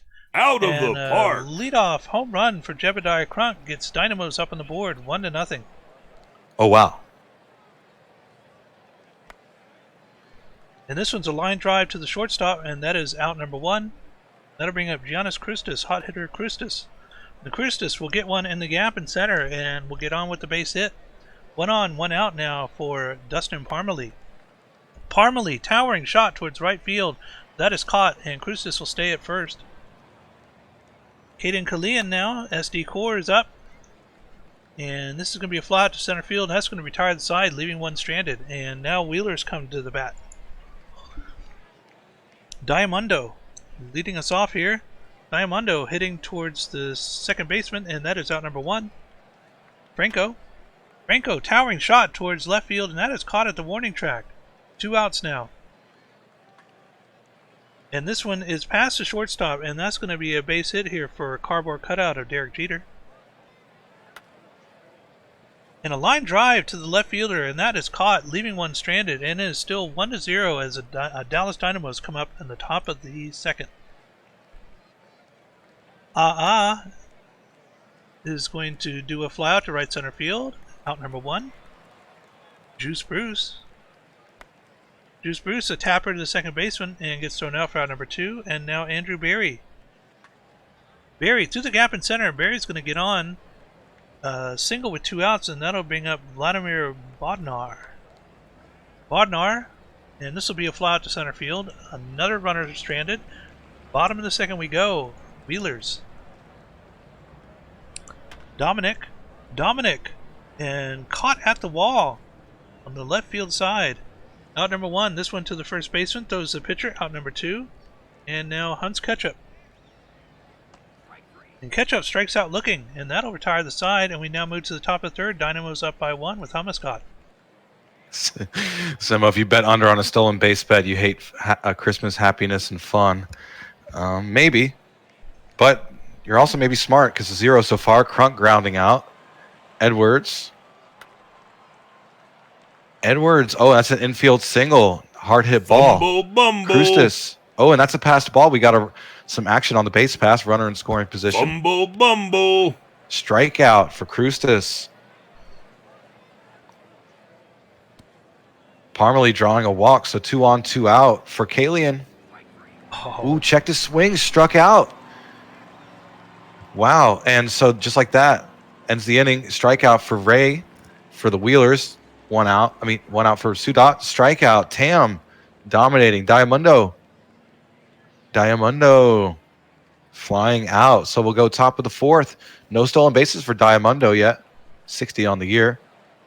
AA. Oh, that's deep at the wall. That was hit real hard. Could have been a homer, but it wasn't. And that's a double for Person Man. Oh, and a base hit for Juice Bruce. So runners on the corners. Can Dallas add to their lead? Barry, fly ball, right field. Sack fly, yes or no? Yes, sliding in safe. So sack fly for Barry Bodnar. And that's a stolen base for Juice Bruce, the DH. 20 on the year. And Bodnar cracks one to the first baseman, but grounds out. And Crunk also grounds out, but it's 2-0 Dynamos. Wheelers down 2. No stolen bases yet. The under looking not bad. Franco drawing a walk. And that's in the gap of Derek Jeter. That's going to be extra bases. Runners on second and third for Will Fisher, minor league legend, grounding out. So, but a run comes across with an RBI for Will Fisher, and now an RBI for Dominic, and just like that, it's a tie game. Fisher, Dominic bringing in runs. Andrusak grounding out. Runner on second for Catsup, drawing a walk. Now force out at first, second, and third. And a fly ball in right will end the inning with the fly out from Ray. So it's 2-2 now. We got a fun one on our hands. It's a strikeout for Edwards. Krustis. Ooh, that was way inside. Struck out earlier, so Parmalee will come up. Oh boy. And a hit run. Parmalee moving a runner to third. Will the runner come home? They won't. So a double for Parmalee brings the runners to second and third. Kalian striking out. 2 outs for AA. AA grounder. Oh, and he's safe. Beat out the throw. It's 3-2 Dallas. Great speed by AA. And Juice Bruce struck out, but the Dynamos with some good teamwork get the lead. It's 3-2 Dynamos. Strikeout from Sudat. Diamundo, can they make it on base for the first time tonight? And they won't. That's 2 outs now. Franco. Oh, he's got speed as well. So 2 outs, 1 on for Derek Jeter. And a walk. So 2 on, 2 out for Will Fisher, minor league legend.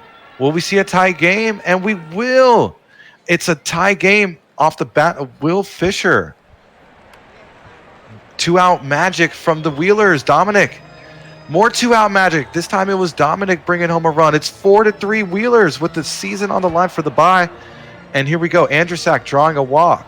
Absolute 2 out rally here. Get your rally caps on. And a grounder from Catsup.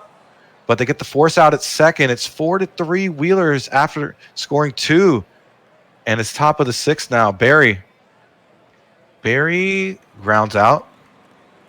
Wow, this game's going nuts. Strikeout from Right. Bodnar. Here we go. 2 outs for Crunk. Had a homer earlier. Lines out. They go 3 up, 3 down. Bottom of the 6th now. Ray striking out. Casey Tam still in the game.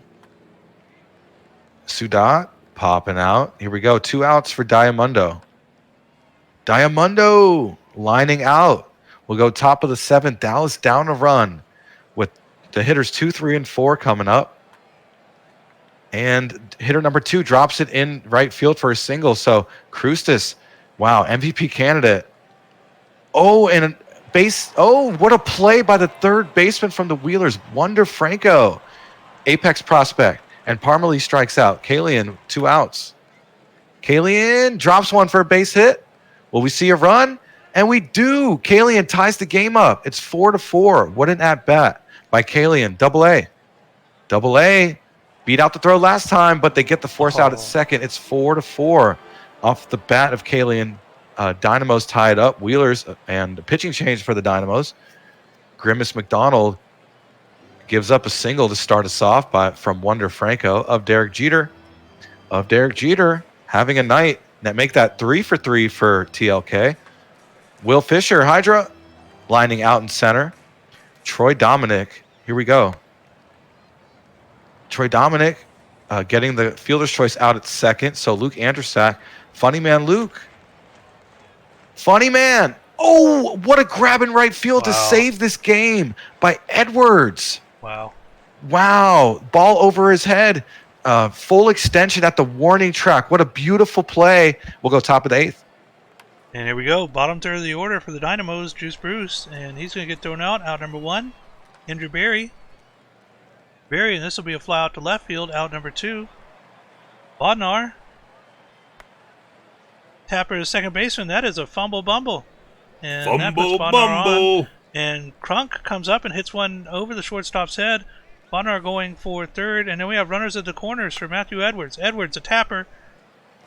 Third baseman grabs that one, throws over, leaves 2 stranded. But it is still tied 4-4. Bottom of the 8th we go. Wheelers. Bottom third of their order now. And we'll get a strikeout from Ketchup, and that'll bring up Rie. And dropped in front of the left fielder for a single. Suadat, and we get a pitcher change. Ken Wheatfall. And Ken Wheatfall throws a strikeout. 2 outs now. Runner on first. Top of the order. And that one is grabbed by the second baseman. Throws across. Makes the out. It is still tied 4-4 here at the top of the 9th. Here we go. Krustis, Parmalee, Kalian. Krustis, towering shot towards center field. That is caught for out number 1. Parmalee through the gap on the right side, and Parmalee's going to get on. Here we go. And now Deep arm. Kalian through the gap in center. And SD Core. Parmalee to second base. 1 on, 2 out. First baseman gets 1, but they do not get 2. Runners at the corners now. 2 outs for Juice Bruce. Juice Bruce, towering shot towards right field. Is going, and that is out of here. 430 feet. A 3-run blast by Out Juice of the Bruce. park. Tears this game wide open. And Dallas is up now, 7-4. Wow. Here we go. Dynamos. Andrew Berry. 2 outs. Third baseman throws across, gets that one. And we're down now to 3 outs remaining for the Wheelers, as they're at their number 2, 3, and 4 batters. Franco of Derek Jeter and Fisher. Franco up first. Franco, and this looks like it's going to be a fly out to left field. That is out number 1. A cardboard cutout of Derek Jeter. 1 out. And this will be a fly out to center field. That is out number 2. Caught at the warning track. Last chance here. Fisher, towering shot towards right field. Whoa. And that is out of here. Fisher with the single run blast makes the game now 7-5. Dang, he took that one deep. This game has been absolutely bananas. Right? And here we go. Last chance, still 2 outs. And a towering shot towards left center field. That's going to be caught at the warning track, and that's going to do it as the Dynamos win this one over the Wheelers with the score of 7-5. Clutch hitting. Excuse me. Better drink some water here. Wow. And the bet looks like the under was successful here. We'll confirm that with the box score, of course. Don't want to jump the gun, but I think we only saw one stolen base. Let's see here. Yep, one stolen base from Juice Bruce. Yep. Wow. All right, well, clutch hitting delivers. Win for Dynamos. The score here of 5-7, 14 hits to 10. Dallas batting. We have multi-hit games almost all the way down the line. But our best one here is going to be Juice Bruce with that home run, 2 hits and 3 RBIs. Over on the Anchorage side, best batter here is going to be Fisher, a run, 2 hits and 3 RBIs. Over on the pitching side for Dallas, Casey Tam, no decision. Ken Wheatfall gets the win, 5-6 now for them. Anchorage, D. Ferrari gets their first blown save, and Rizzo taking their second loss. Player of the game is Juice Bruce. All right, let's do this. Man, that game was right. Juice Bruce, magical homer. Win streak at 6 now. Dillo's really riding a hot streak here, moving to 56 wins on the season. Always got to be paying attention to the defending champs. Let's see. 2 hits for Hickams. 2 hits for Bosch Jr. Roshi with the win. Wilson with the loss. Tano with the save. Probably Roshi will be your player of the game, I'm assuming. We'll check it. Yep, I was correct. Yoel Roshi came in, was the Spanish speaker of the league. Loved seeing that coming and being from Miami. It was cool to see our reach growing to people who speak Spanish now. 12-6 on the year, 6 innings of work. Great job by Roshi to get player of the game and help his Dillos move to 56 wins.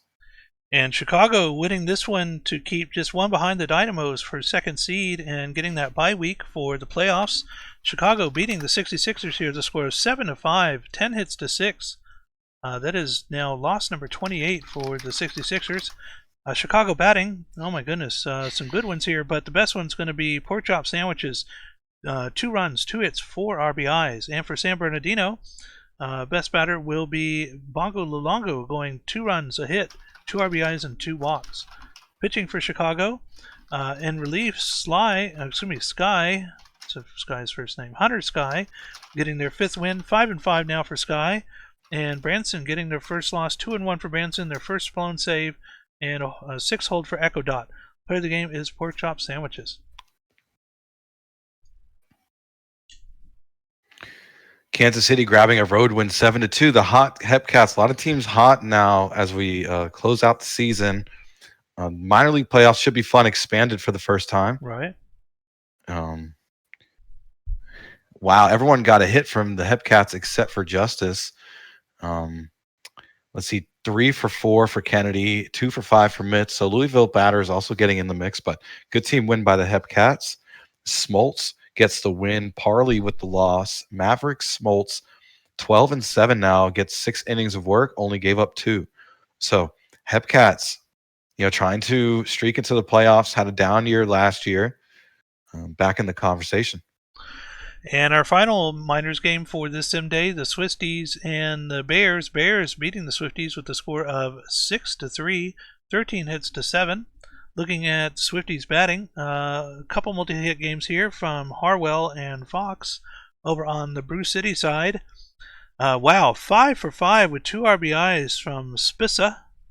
Is that no? That's Jacob Sosa. Excuse me, Sosa going 5 for 5 with 2 RBIs. 3 hits as well for Tuttle. Over on the State College side, pitching wise, in relief, Perry gets their second loss, 2-2 for Perry. Bruce City, Bumbles getting their 4th win, 4-8 for Bumbles, and Ginsburg, Ruth Heater Ginsburg, their 12th hold. Player of the game is Jacob Sosa. Sosa sets the Bears' regular season game record for hits with 5. That one's going to be tough to break for a long time for the Bears. All right, and that finishes us off for the minors. Let's take a look at the majors now. And we'll go first to the Raptors and the Stars.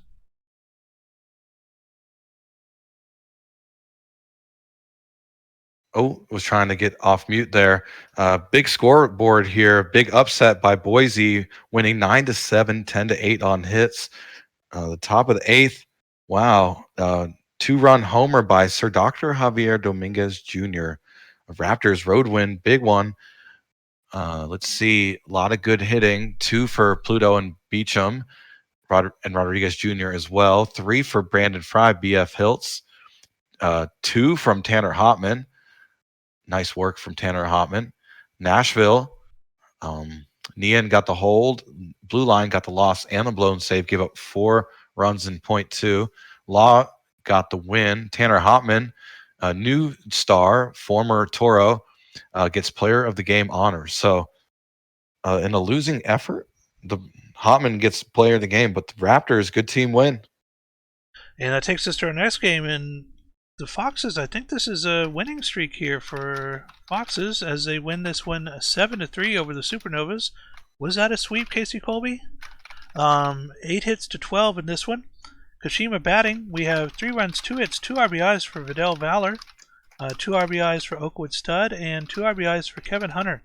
Over on the Sarasota end, 2 hits and an RBI for Rick Arrow, 3 hits for Crash Dragon with a run and an RBI, and 2 hits for Kane and Torrent.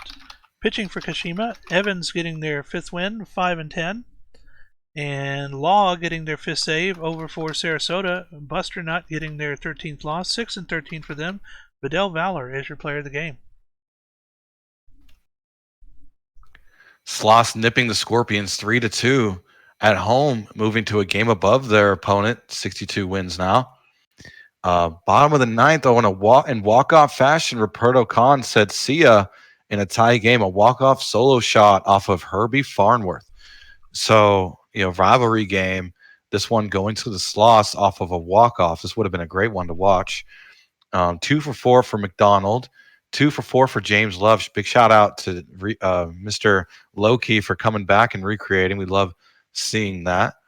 Rose got the start. Rodriguez Jr. got the win. Farnworth picks up the loss.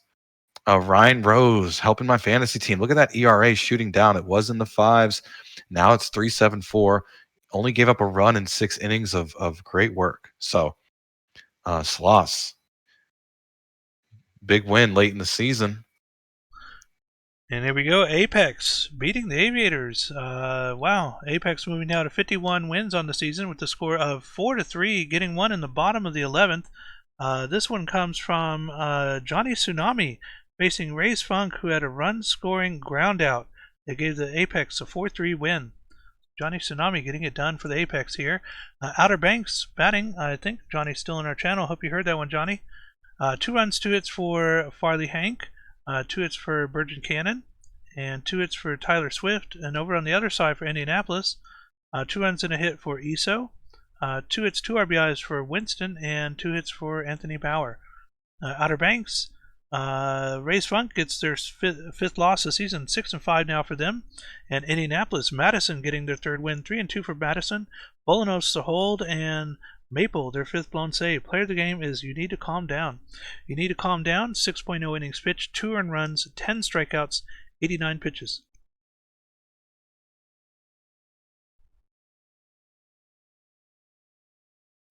And Detroit getting a big win. You love to see it, moving to 4 games above 500. Austin Bentley got the start, retired, and Victor Herrera, Steg, a big bat, had a solo shot in the top of the 3rd. Told the Daily News Reporter was gratified with the win. So big team win. Digger Jr. versus Bentley, the classic matchup. A 2 for 5 for Herrera, 2 for 4 for Stack and Paper. Love to see it. McGrath, though, 2 for 4. And did McMuffin get a hit? And they do. Congrats to Toby McMuffin. 1,000. 1,000 hits. Wow, what a career. Played most of those. I was teammates with him for a lot of those hits. So congratulations to DG for cracking 1,000 hits. Digger Jr. picks up the loss. Bentley with the win. Vaughn, my GM, with the save. The war room for the Demons on the mound tonight, getting the win. Bentley is your player of the game. So kind of a weird night, former teammate getting was the 1,000th hit off me? Can we check? Let's take a look. When did that hit occur? I see McMuffin fly out to start off. Well, So it'll be probably a little bit later. single right there. Bottom of the fourth against you. off of me. So congratulations, DG. What a cool moment. Now there's going to be the talk, did I just give that up for the fun of it? But amazing career for Toby McMuffin. All right, that takes us now to game number 6, the Crabs and the Toros. Toros beating the Crabs here at the score of 7-4, 13 hits to 8. Looks like Rusty Kuntz hit a 2-run double here in the top of the 6th, and that was what turned it around.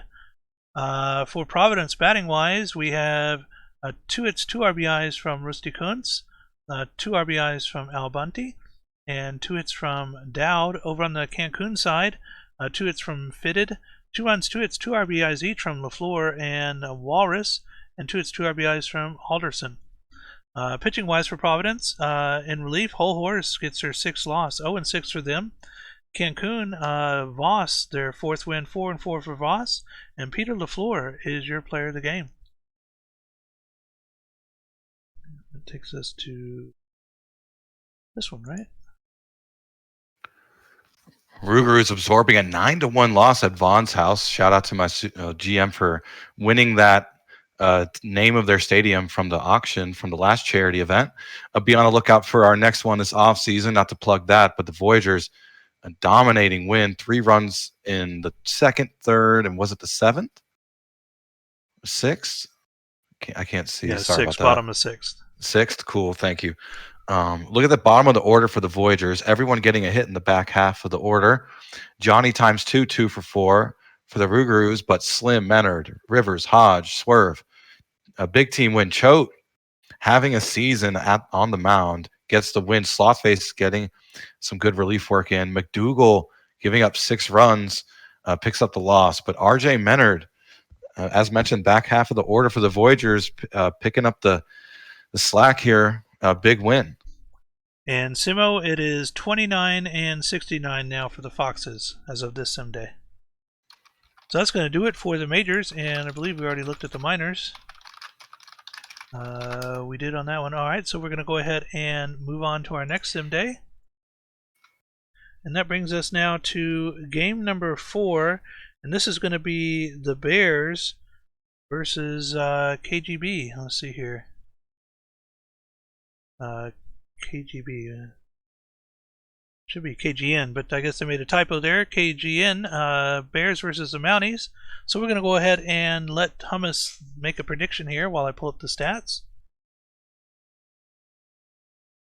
Alrighty, we had a great idea earlier from Sinister Games. Thank you, Sinister. We're going to go predict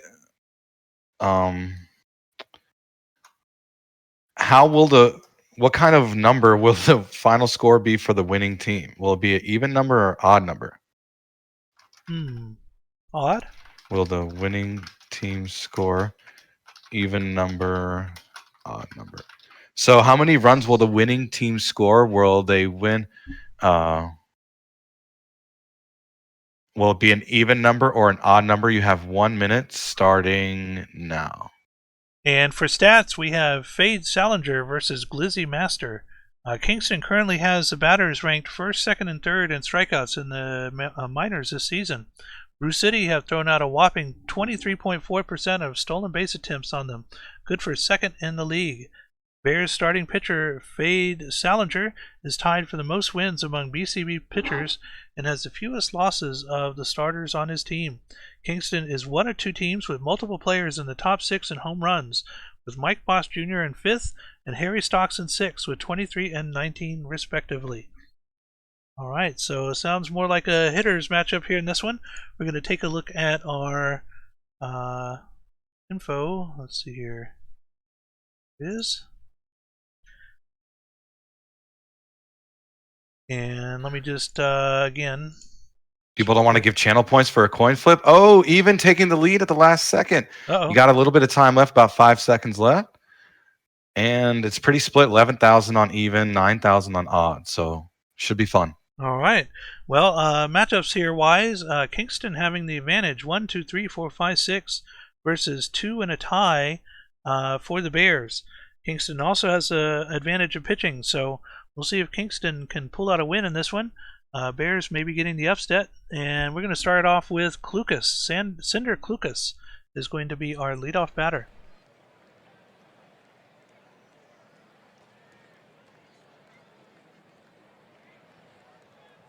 And the Mounties pitcher comes set, and this one is out of here. Just starting off, another, just like Crunk earlier in the sim, is able to get Out a of the leadoff park. home run, and that puts the Bears up 1-0. This one's thrown out to first for out number 1, and Tuttle hits to first baseman, out number 2. Third baseman gets this one and throws all the way across and gets out Sosa, and that'll retire the side, but the Bears get 1, and now we move on to the Mounties. Hopefully Diesel's in chat here with us, and almost beat out that throw by the pitcher was Fartinghouse, but unable to, and that's out number 1. Duncan with the fly out towards center field, out number 2. And now Harry Stocks. Left center field, a towering shot, and that is caught. 1-2-3 inning. Top of the second we go. Bears up again. Past the second baseman, and that's going to be a base hit for batter. Second baseman gets this one, and they get the 4-6-3 double play off of Olsen, and that'll bring up Wolf with 2 outs. Wolf will hit one into left field and drops in front of the left fielder, and that is a single with 2 outs. And left-right gets a towering flyout towards left field, leaves one stranded. Bottom of the second we go, still 1-0. Kingston, middle of their order here. And this is going to be a flyout for Mike Boss Jr., and that'll bring up Wallace Gromit. Gromit strikes out looking. And now Lewis. Lewis strikes out looking as well. 1-2-3 inning. We now go to the top of the third. Bears up by 1 with Hummusgod. Here we go. The odd betters are winning the oddballs. Fens. Defense. Oh, there was an error on the play, so defense doesn't get an offensive stat, but Klukas does, gets a single. Monet? Someone correct me. I think it's Monet. And, and the runner's moving to third. It is Monet? I think so. Cool. Stolen base. Klukas on second now. Both runners in scoring position. A pop-up, though, from Tuttle. That doesn't help, but here we go. Sosa. They love Sosa. He gets 1 run come across. 2 runs coming across. It's 3-0 Bears. Just boom, barely. boom. 2 out magic from Bruce City. Oh, boy. Uh-oh, this is deep. That was a no-doubter. Bobby Batter bashes that Out one of the park. to the stands. Wow. 427 feet. It's 5-0 Bears. Olsen grounding out. Love Sosa. Yeah, someone caught that. It's a song. Oh, strikeout from Brewer. From Chief Keef. Worth drawing a walk. Gelati with a fly ball. And that's caught for the second out. Fartinghouse gets the fielder's choice out at second. All Bears in this one. The oddballs are winning. The even Stevens are losing, and that's a ground out from Wolf. Left-right will walk to first. And defense, helping the defense get a fielder's choice out. Klukas drawing a walk. Monet. Fly ball, fly out. Bottom of the fourth, here we go. 2, 3, and 4 hitters. Can the Mounties come back in this game? That's contact, but it's a ground out from Duncan.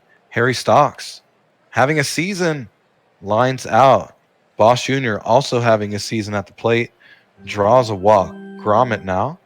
Ooh, back-to-back walks for the Mounties. So can we see some 2-out magic? Lewis now.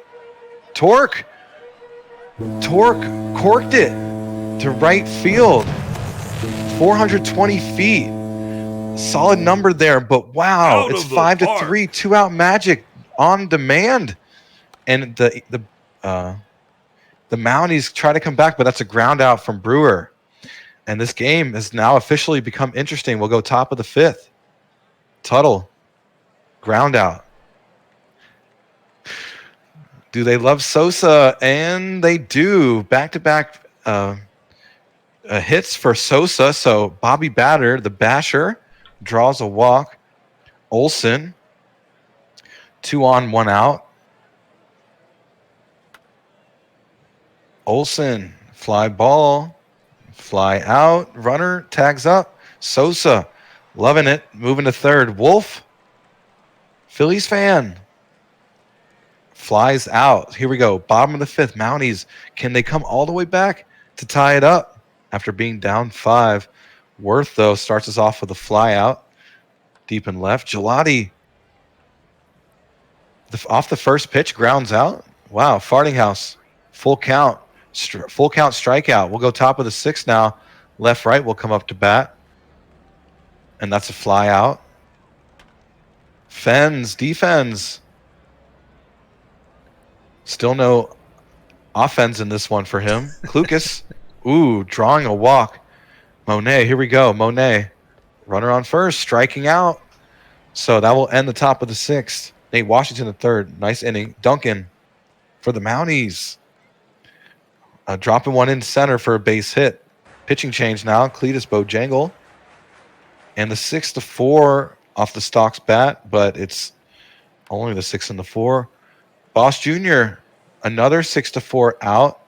So Gromit now, 2 outs. And that'll be a regular base hit, a single. So Lewitt, the cold hitter, had that homer earlier. Gets more good contact, but it's caught in center field for the 3rd and final out. We'll go top of the 7th. Tuttle with the fly out. Sosa striking out, looking. Batter striking out, swinging. Nathan Washington. Oh, now we got Boost Goozer in the game. Jabs. And that's a ground out from Brewer from the Mounties. Now Worth will come up. Worth, that's a base hit. That's in left field. That's a single. Gelati, the shortstop. Ooh, what was that? Oh, it was a rain delay, I think. Yeah. And that's a fly out in center. The fastest rain delay in baseball history. Farting House drawing a walk. Duncan, 2 on, 2 out. Duncan, the hit and run. Oh, and they get the ground out. Nice play by left right to pick up the ball, make the throw. We'll go top of the 8th. LBG. Olson, Wolf, and Wright coming up now for the Bears. Olson up first. Towering shot towards right field. I don't think it has the distance, though, and he's going to make the play there for out number 1. Wolf. And Wolf will hit over the shortstop's head into shallow left field, and that is a single. That'll bring up left, right. 1 on, 1 out. Left, right. And this looks like a fly out here to left field. Runner still at first, 2 outs. Cold hitter Finns is up now. Finns. Right fielder going back towards the warning track, makes a play, leaves one stranded, and we now move to the bottom of the 8th. Kingston up. And that looks like a 3rd strike bobble there, and that's going to be thrown out for out number 1. This one hit to the first baseman, out number 2. Towering shot towards left field. That one is out of here. And Wallace Gromit getting their 13th home run of the season. We got a close one. 2 out Magic. Here we go. Down by 1. 2 outs remaining. Towering shot towards right center field. That one's going to be caught. Last chance here. Brewer. Can Brewer get something going for the Mounties? Brewer. And this could be over. Oh, what a catch by the center fielder.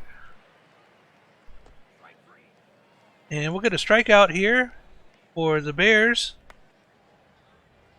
And this one's hitting the gap on the right side. He's going to second. And that puts a... Oh, did they get him? No, they didn't get him. Runner at second. 2 outs. And that's going to drop in front of the left fielder. Is he coming around? Here he comes in the throw. And he's safe. And Bruce Even City. Stevens. It's 6-4 now. Bears. And we get a strikeout. And that's going to retire the side. Now down by 2. 3 outs remaining. Mounties. Now it's hit the second baseman for out number 1. The tapper towards the shortstop. Can he beat out the throw? No. And that brings us now to Gelati with the pitching change. Cheeks coming in. Gelati. And that looks like it hit him. Yes, hit batter. And this one's going to be a flyout for Anita Fartinghouse, and that's going to do it as the Bears hold on and beat the Kingpins here with the score of 6-4, 10 hits to 5. Looking at Bruce Itting's batting, we have 2 runs and 2 hits from Klukas with an RBI, 3 hits, 3 RBIs from Sosa, 2 hits, 2 RBIs from Batter, and 2 hits from Wolf. Over on the other side for Kingston, 2 runs, 2 hits for Wallace Gromit, Lewis with 3 RBIs. Pitching wise for Brew City, Salinger getting their 6th win, 6-8 for Salinger. Bojangle their first hold, Gooser a hold, and Cheeks getting their 7th save. Kingston, Master getting their 13th loss, 4-13 for them, and player of the game is Jacob Sosa. That'll take us to our next game, the Lemurs and the Wheelers. Louisville winning and English going 3 for 5. Lemurs upset on the road, expansion franchise. Top of the 4th, English hit a grand salami, holy moly, off Velasquez. And so English, wow, probably your player of the game. 4 hits though for Wander Franco, hitting 305 now. Alexander got the start. Sly got the win. Velasquez with the loss. Xander English, and Kratt with the save. But Xander English, player of the game after that early grand salami in that one. So Lemurs in the win column. All right, let's take a look here at our next one, and that's going to be the Dillos and the Hepcats. Hepcats beating the Dillos here is a score of 3-0, a 3-hit shutout of the Dillos. And I think that breaks their winning streak that they had from earlier in the sim. Dillos batting, only single hits at the top of the order there. Kansas City, we have 2 hits and an RBI from Caruso, and it looks like a home run from Witt as well. Pitching for Amarillo, we have Huff getting their 11th loss, 8-11 for Huff. Kansas City, Brady, their 8th win, 8-7 for Brady. Fotia getting their 24th save. Jack Brady is your player of the game. Brady, 8.0 innings pitched, 0 earned runs, 7 strikeouts, 98 pitches.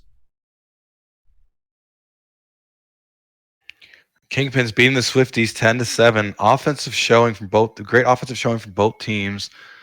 Gofford hit a 3-run blast off of Perry in the bottom of the 6th. Wow, a 7-run bottom of the 6th for the Kingpins. My goodness.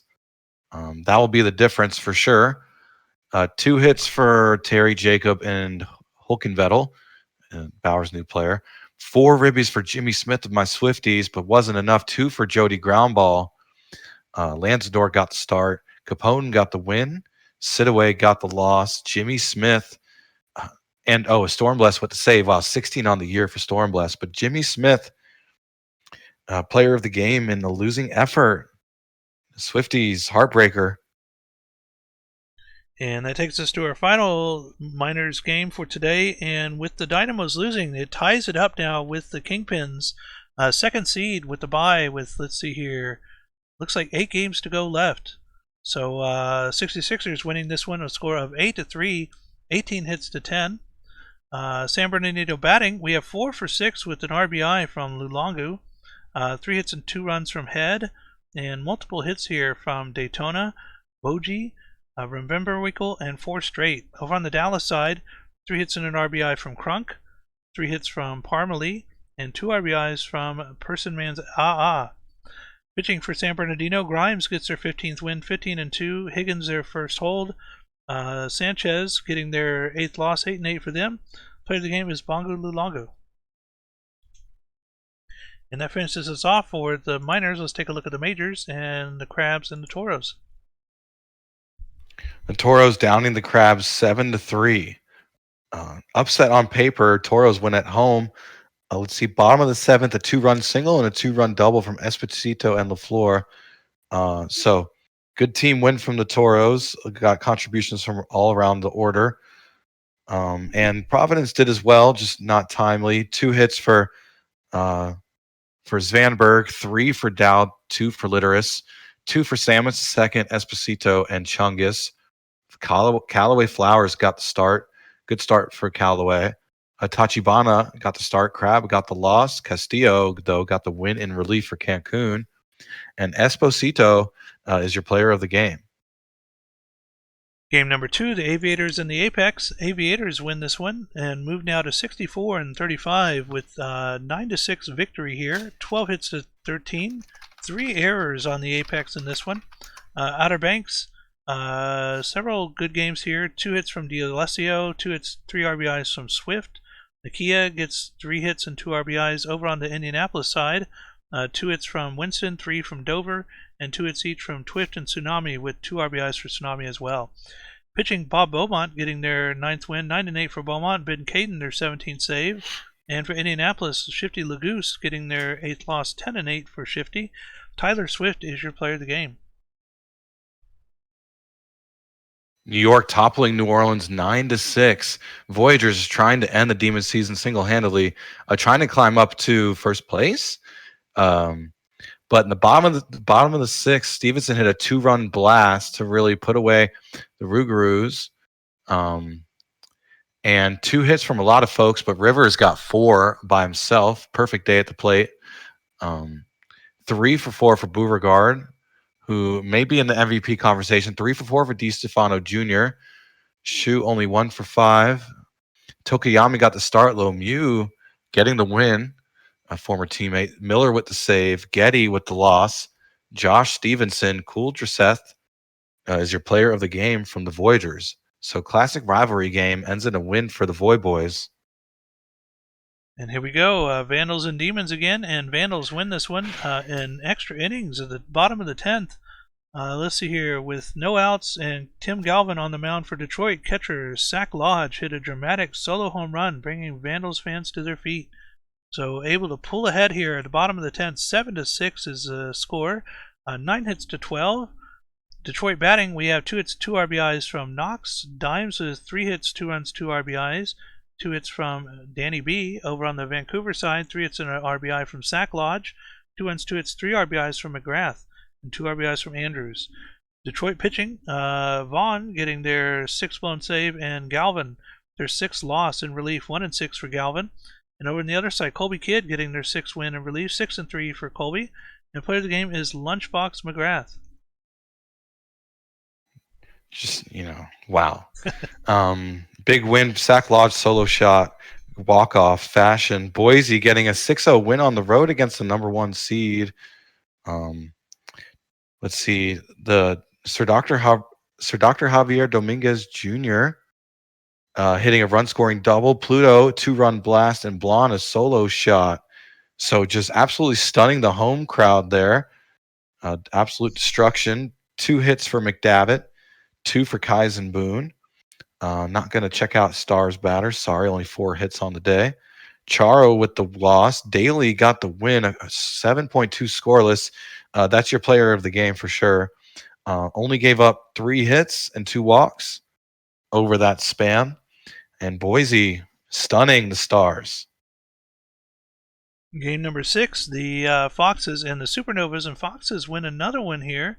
A score of 4-2, 10 hits to 3. Kashima batting, we have 2 hits and an RBI from Ruiz. 2 runs, 3 hits from Peter Dawson Jr. Peter Dawson having a good game. 2 hits each from Alomar and Sims, with Sims 2 RBIs. 2 runs, 2 hits over on the other side for Arrow. And that's the only multi-hit on that end.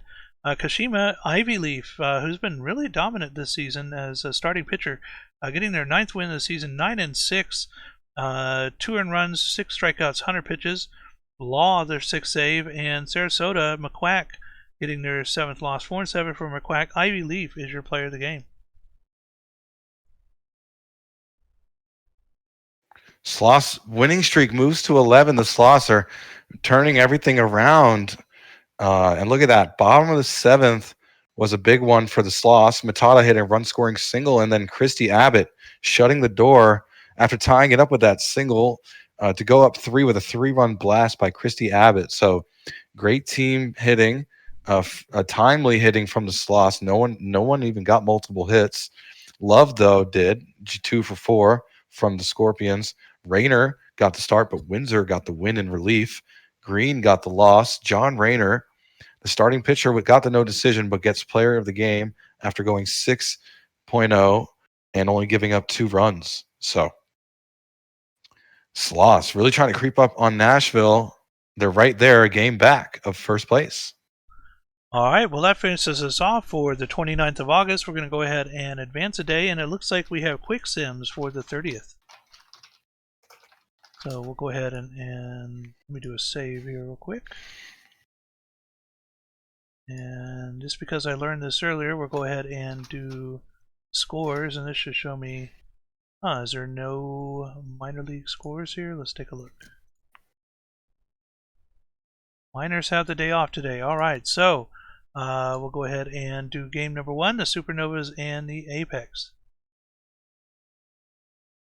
And the Apex win this one over the Supernovas with a score of 7-4, 10 hits to 11, 2 errors on the Supernova side. Sarasota, we have 2 hits for Arrow and 2 runs from Buckley. Junie Panda getting 3 hits, 2 runs. Over on the other side for Indianapolis, 2 runs, 2 hits for ESO, 2 hits, 3 RBIs for Bindover. Pitching wise for Sarasota, Port Torkelton getting their 11th loss, 5-11 for Torkelton. And for Indianapolis, Doug Dangley, their 12th win, 12-5 for Dangley. Dangley's having a great season. Bolanos, their 15th hold, and Junie Panda is your player of the game.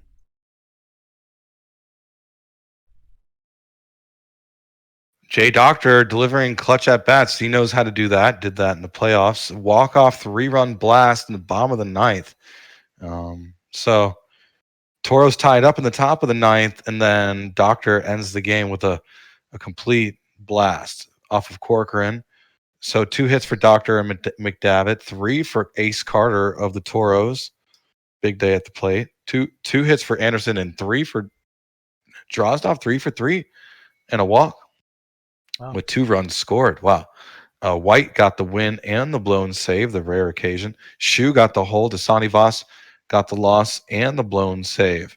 McDavitt is your player of the game from Boise. And that takes us now to game number 3, the Foxes, who've been doing pretty well tonight. Let's see if they win this one as well. They do not, as the Rougarous are able to take control and win with the score of 11-7, 12 hits to 13, 3 errors total in this one. New Orleans batting, we have 2 runs, 2 hits from Paulo Di Stefano Jr., 2 hits from Slithery Sneck. Wow, 3 runs, 3 hits, 2 RBIs from Naz Hamed, 5 RBIs from Cook. James Cook, is that a grand slam? It is. Cook with the grand slam here. And over on the other side for Kashima, 3 hits for Cloudera, 2 RBIs from Valor, 2 hits from Oakwood Stud, and 2 runs, 2 hits, 2 RBIs from Sims, 2 hits, 3 RBIs from Lowett Joe. New Orleans pitching, DeMarco in relief gets their 3rd win, 3-4 for DeMarco, Salchicha their 8th hold, and Chadwick their 7th save. On the Kashima side, Young getting their 2nd loss and 1st blown save, and player of the game is Naz Hamed.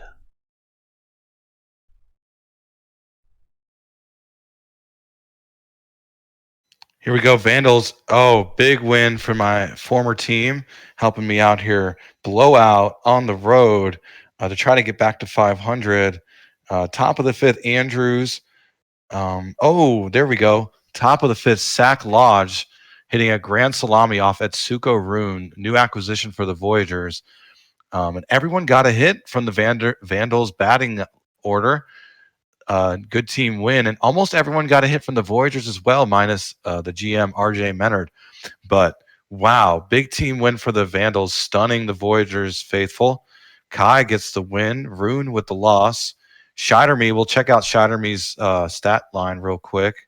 Let's see, 3 for 4 with 2 runs scored and 2 ribbies, beating out Sac Lodge's 4 ribbies for player of the game.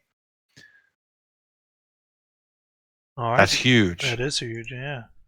Stars and the Scorpions are able to take one away from the Stars here with the score of 5-3, 10 hits to 5. Looks like the Stars are trying to get something going here early, but let's see here. Elliot Alderson hit a solo home run off of Obama, and that kind of turned the tide there. Nashville batting, we have 2 runs, 2 hits, 3 RBIs from Marcus Reeves. Over on the Death Valley side, 2 hits each from Lefebvre and Cologne, 3 hits from Sim. Pitching for Nashville, Barack Obama takes their 9th loss this season, 15-9. Death Valley, Sims getting their 10th win, 10-10 for Sims, with Leon getting their 9th save. Player of the game is Marcus Reeves. Definitely feeling nervous about this, the last game of the day. You could take this one. I'll take the last one. Sure. Sloss and the Crabs. Sloss beat the Crabs here. The score of 2-1. A real pitcher's duel here. 9 hits to 6. Let's see here. Svanberg hit a single versus Dugan here in the 9th, and that was what was able to turn it around as Stein hit into a double play. San Antonio, batting wise, a lot of single hit games here, but 2 hits from Matata and 2 hits from Kahn. Over on the Providence side, 2 hits and an RBI from Dowd. And pitching wise for San Antonio, Rodriguez Jr. getting their 6-3 for Rodriguez. Dugan getting their 7th save, and for Providence, Cooper Casey, their 13th loss, 6-13 for Casey. Akuna Matata is your player of the game. Here we go, drumroll. Here we go. Big game for the Demons. Aviators also as well. And the Aviators absolutely destroying the Demons. 10-1, 15-3 on hits. The Tahiti Classic champs.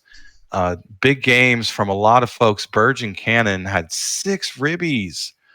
KBK, Pozo also had a great game. Went 7.1. Only gave up 1 run. So good team win for OBX. A 3 for 5 for Hank, and everyone got a hit except for Alessio, who walked twice. As for the Demons, nobody got multiple hits. Only 3 total with 3 walks. Pozo gets the win. Carsey with the loss. Only gave up 3 in 6 innings of work. Not bad. But KBK of OBX, 6 ribbies. We're just running through our pitching staff there. Carsey, Galvin, Bellinger getting dinged up. That's your player of the game. All right, and that finishes us off for this sim day. We're going to go ahead and move on to our last sim day of the night here, and that's going to be the Dillos versus the Hebcats. And you want to do a prediction while I pull up the stats? We shall.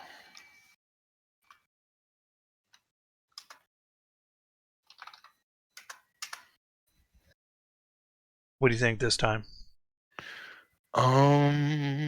Great question. Over under Dillos in the chat. I actually thought about that one time, but quickly realized, wait a minute, that could be very rigged. No, I'm trying to think. I'll think of something while you're reading, maybe. Sure, okay. Dillos and KC. By batting average allowed, KC relief pitcher Kiyotaka Fotia is the best in the league with only a 182 average. Amarillo has an extra base hit machine. This has been an extra base hit machine this year, with shortstop David Campbell and second baseman Dan King leading the league with 20 and 19 doubles respectively, while right fielder Sako the Taco and second base Wallaby Hickams are first and fourth in triples with 4 and 3 respectively.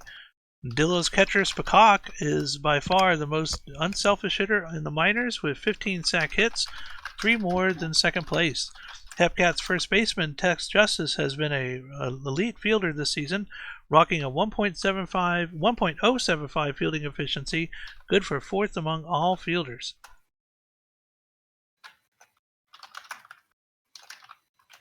Okay, how many box scores though? AW13. Are we talking here? Do they put passed balls in the box score at the end of a game? So we can like confirm. Should we go previous sim day real quick to see a box score? Because I don't think I've ever seen a passed ball.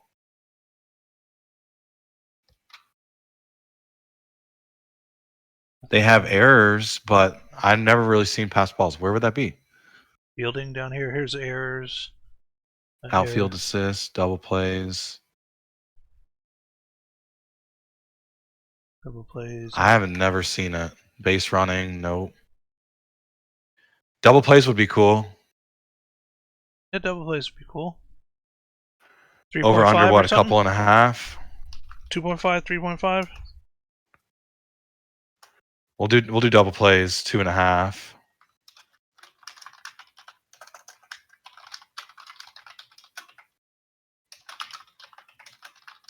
Oh, wild pitch. is what it shows up as Oh. in the pitching. Oh, here it is right here. But isn't a pass ball different than a wild pitch, though? No, I think they're synonymous. A pass ball is when it passes the catcher, like, and a wild which pitch would is be when from the pass ball would be the catcher's fault. The wild pitch would be the pitcher's fault, right? true. Typically, it's always the pitcher's fault. Oh, pass ball's on the catcher, true. So it'd be under errors. Yeah, we're gonna do double plays. Got 1 minute, over under 2.5. All right. So we'll go ahead and pull back up the matchups here while that's going on. Wild pitch pass balls built different. And again, it is the Dillos and the Hepcats. Here we go. And we'll take a look at the matchups here. And 8-1 advantage here for the Hepcats over the Dillos batting wise. Hepcats with a real offensive powerhouse here. And with 36 versus 33, the advantage here with pitching is going to go to John Barron.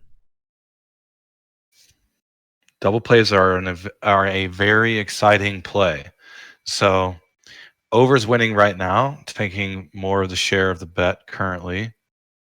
2,500 points to 510.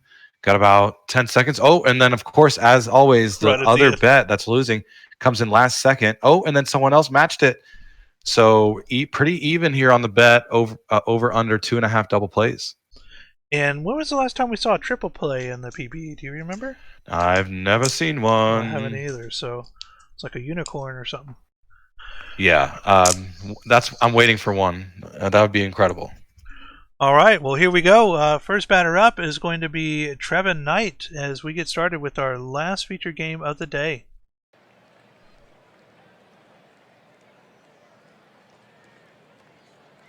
Dillo's up first.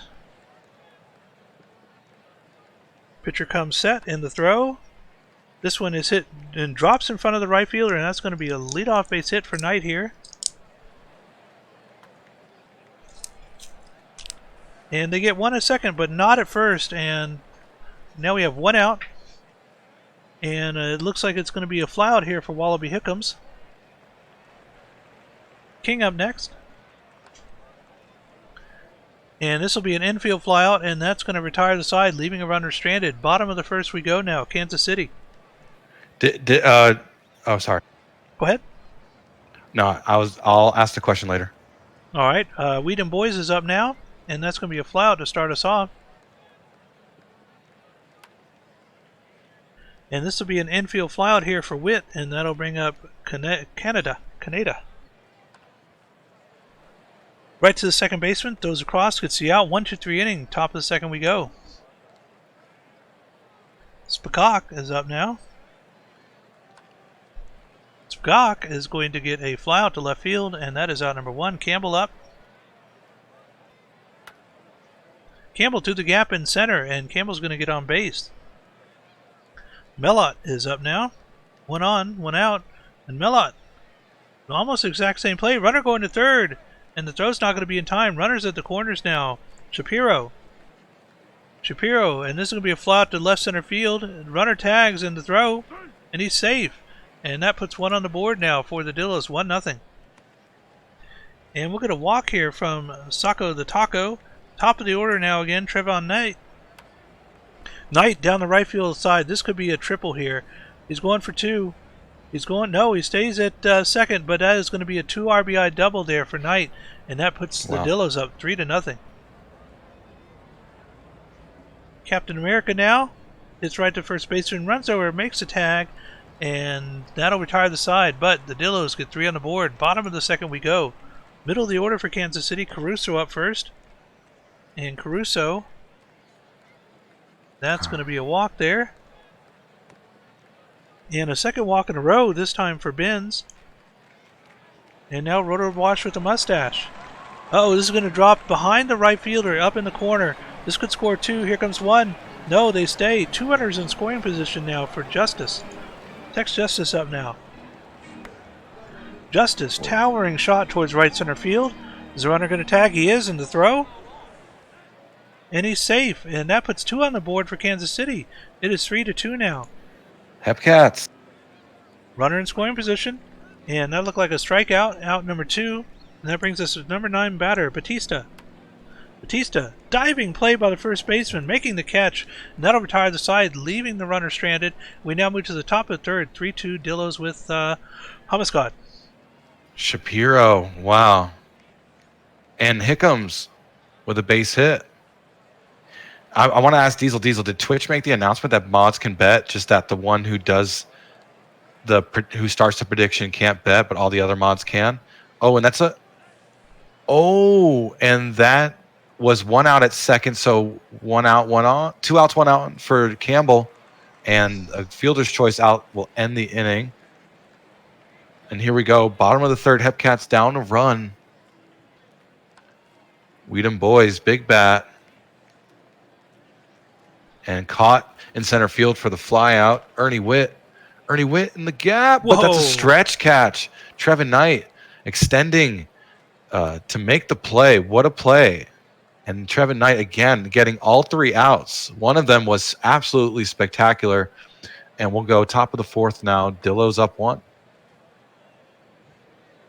Oh, true. If Twitch actually made that announcement today, then yeah, you can't buy that. Darn it. Shapiro. Right. Grounding out, and here we go. Sacco the Taco grounding out. So we'll go Hepcats. That was 1, 2, 3 Dillos. We'll go Hepcats. The 4, 5, 6 hitters looking to not go 1, 2, 3, looking to score a run to tie it up, and that's a ground out from Caruso. Brian Benz striking out, looking off the 2-1 count, and now Rotor Wash with a mustache. Off the first pitch, and they do go 1, 2, 3. And we'll go top of the fifth. Dillo's in control by a run and a strikeout from Bark Murley. Wow. On Trevin Knight. And Rogers, Jay Steele will pop out in the infield, and Hickams. Ooh, that's in the gap. That's at the wall. That's going to be extra bases for sure. A stand-up double for Hickams. Wallaby. So Dan King can't beat out the throw, and nothing doing for the Dillos. Top of the fifth. We'll go bottom of the fifth. Hepcats need to score a run to tie it. We got Justice coming up. Justice, big bat, flying out. Cruz now. Cruz drawing a walk. Batista in the gap, and that's going to be extra bases. And a runner will come across, and it's a run-scoring double. And so it's a tie game. Strikeout from them boys. Witt. Oh, and that's going to be the leading run off the bat of Ernie Witt. It's 4-3 Hepcats. And a strikeout from Kaneda ends the inning. We'll go top of the sixth. Hepcats are roaring out in front. It's now Spakak with a leadoff single. Campbell, big bat. Wow. A lot of power behind that one. Warning track power. Enough to bring the runner to second, tagging up. So Mellett, 1 on, 1 out. And a shallow fly ball caught in the right field. Shapiro, Lucas Shapiro, right fielder, walking over to make the grab for the third out. We'll go bottom of the sixth. Here we go.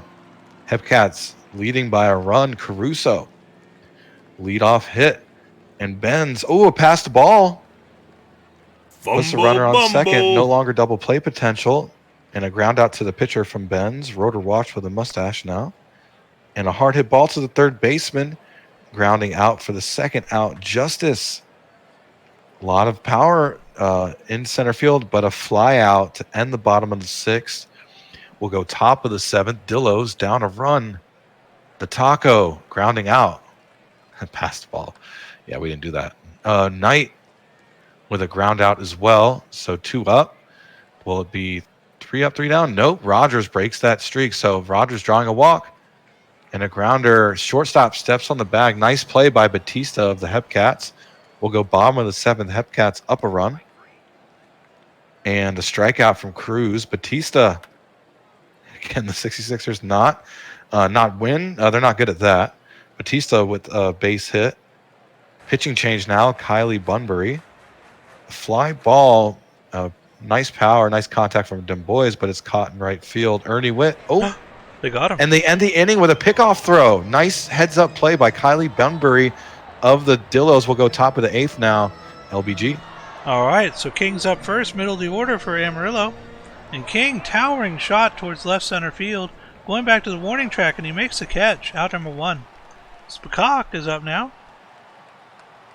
Spacok gets it through the gap on the right side, and it's going to be a base hit with 1 out. Campbell up. Campbell, and this is going to be a towering flyout towards right field. Spacok is going to stay on first. Mellett to the second baseman, and they're going to get the fielder's choice at first, and Spacok is left stranded as we move now to the bottom of the 8th. And Hepcats, what a shot here. Left side, this is going towards the wall. And he grabs it at the wall. Out number 1. This one is hit to the shortstop, but it looks like he's going to beat out the throw, and he does. What a nice hit there in the infield. And we get the 4-6-3 double play, and that'll throw out the side. Caruso. Was that the first of the game? I think so. Wow. Here we go, top of the 9th. Down by 1. There's a strikeout for Shapiro. Sacco the Taco. 2 outs remaining. Taco. And this is going to be a flyout towards right field. Last chance, top of the order, Trevon Knight. Knight. And strikes out. And that's going to do it as Amarillo is defeated by the Hepcats here with a score of 4-3. Very close game. 6 hits to 8.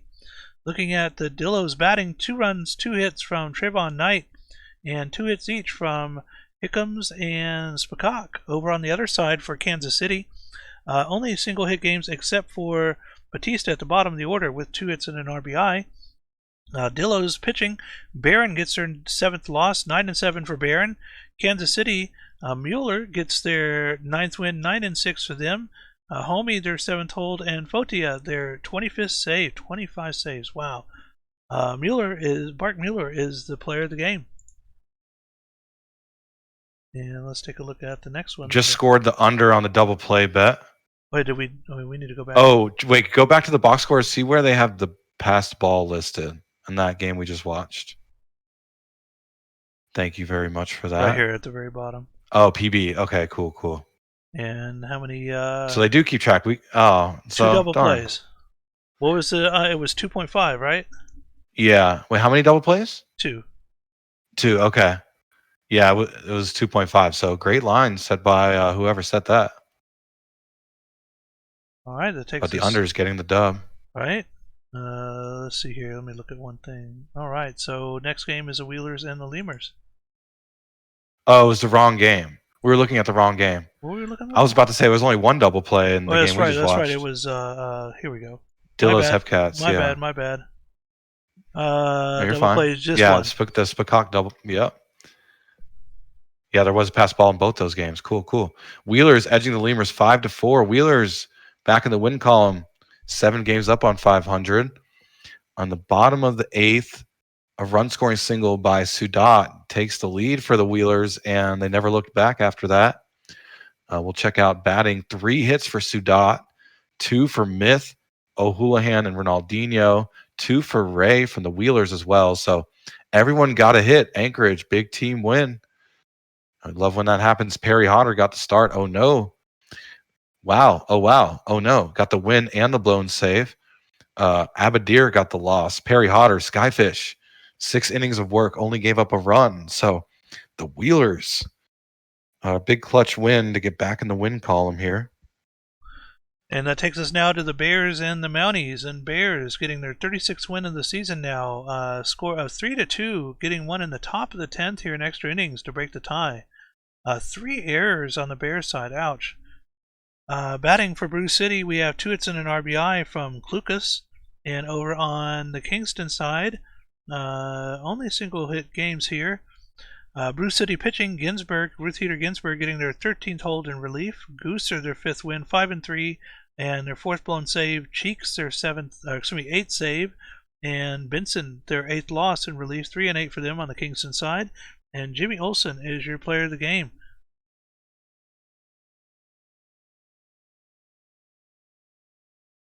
The 66ers dropping off the Dynamos 8-6. A big win for the 66ers, moved to 73 now, hurting the Dynamos in this end of season push here. Top of the third, Bougie got hit by a pitch, drove in a run, and then Pretzelman also drew a walk, drove in a run as well. 66ers, big team win. And everyone got a hit except Vanderbilt. 2 hits for the top 4 hitters, but Rodriguez, Luongo, Head, and Daytona. Crunk got multi-hits as well as Cruces and Parmalee and Hafner. Tosin, Dr. K takes the loss. Diglett gets the big win. McCarthy with the save. Jackie Daytona is your player of the game. Vandal on Vandal crime there. Current Vandals going at each other, Tosin and Jackie Daytona. And let me just check this here. Yeah, that's correct. And with Kingpins losing as well in this one to the Swiss Steeds, it is still tied for the second seed going into the very last sim day. So Saturday going to be a crucial day for both the Kingpins and the Dynamos, trying to grab that bye week to finish off the season. Swifties, so win this one a score of 2-0, a 7-hit shutout over the Kingpins. State College batting, we have 2 hits and an RBI from Smith. Over on the Chicago side, 2 hits from Pork Chop Sandwiches. Pitching for State College, Jader getting their second win, 2-5 for Jader. Chicago, Stormbless in relief, gets their 8th loss, 2-8 for Stormbless. Toby Gunk is your player of the game. And we took a look at that one. So we are all done for the sim now. Let's go ahead and take a look at the standings. And we'll start off here with the minors first. And 66ers now 19 games ahead of the number 6 team. And 3 games back are the Kingpins and the Dynamos for that second seed. 2 games back from them. Oh, that's weird. Okay. It looks like 1 game back here is the Dillos from the second seed. 3 games back are the Wheelers, and the Hepcats are tied with them as well. So with the Lemurs 9 games back now, from the 6th seed, it looks like how many games left? Yeah, they're eliminated. So from the rest of the season, the minor league playoff chase will just be solely around seeding. Who will play in the first opening round? Will it be, Hepcats Dynamos, or will it be Wheelers Dynamos, or those bottom 5 really playing for playoff seeding. Interestingly enough, I think the top 2 get a bye, correct? 6 make it? Yes. 6 make it, top 2 get a bye, and then it's 3rd and 6th, and 4th and 5th playing in the first round. Yep. So the Kingpins and Dynamos and Dillos really right there chasing that bye. That's huge. So those 3 teams really trying to get that advantage of not having to play in the first round. Should be interesting how Saturday goes. It's going to be pretty wild. Definitely want to watch to see who gets the other bye in the minor league playoffs. Only 7 games to go. And taking a look now over on the majors end, Aviators 65 wins, 35 losses are tops of the Eastern Division. Rougarous are 4 back, Voyagers 10 back, 13 back are the Apex, and then we start moving to the ones that I think have been eliminated, the Supernovas, the Crabs, and the Toros. Over on the other side, the Western Division, Sloss have secured a playoff spot, as well as the Stars, who are tied. With that winning streak, Sloss have pulled themselves up to a tie now with the Stars. Also, Scorpions are 2 back from them. Then we move to 13 back with the Demons, Vandals, Raptors, and Foxes. Let's move down here to the wild card.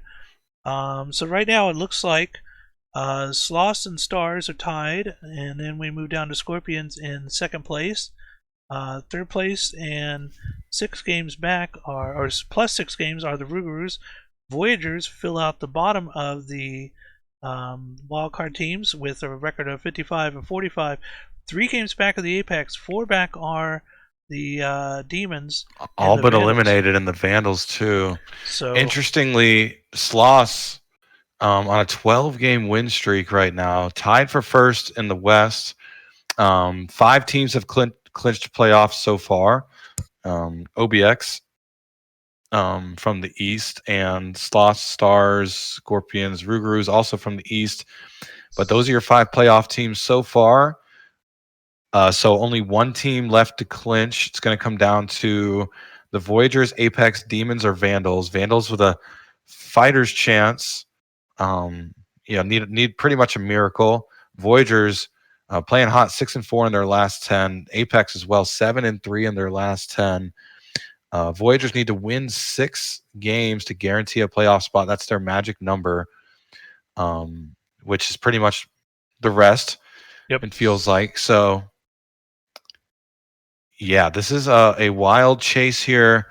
Voyagers definitely, it's their spot to lose going forward. Going into the last sim, definitely want to watch that. Also want to see the West Division race, who gets that bye in the first round.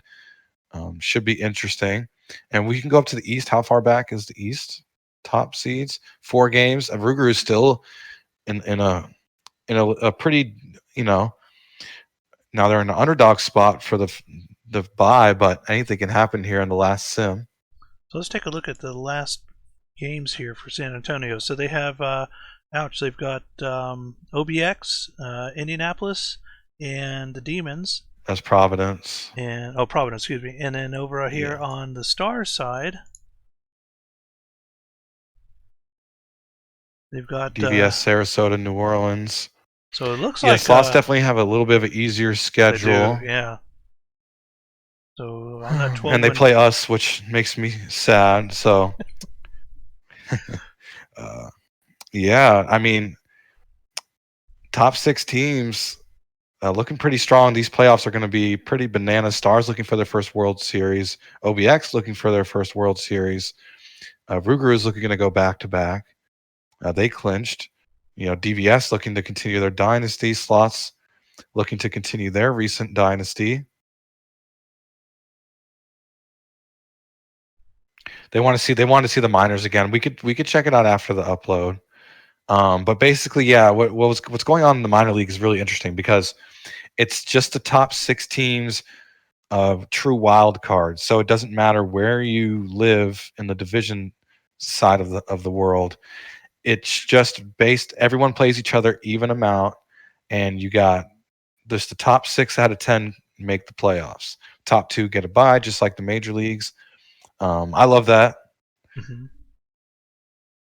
Yeah, Dillos can get the bye. So anyone who's not the 66ers is in that top seeding playoffs right after San Bernardino are all vying for that second bye spot.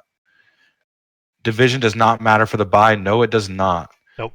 They went kind of rogue on everybody. I like it. I mean, I'm in full support of what they got going on in the minor league. I'm jealous, to be honest.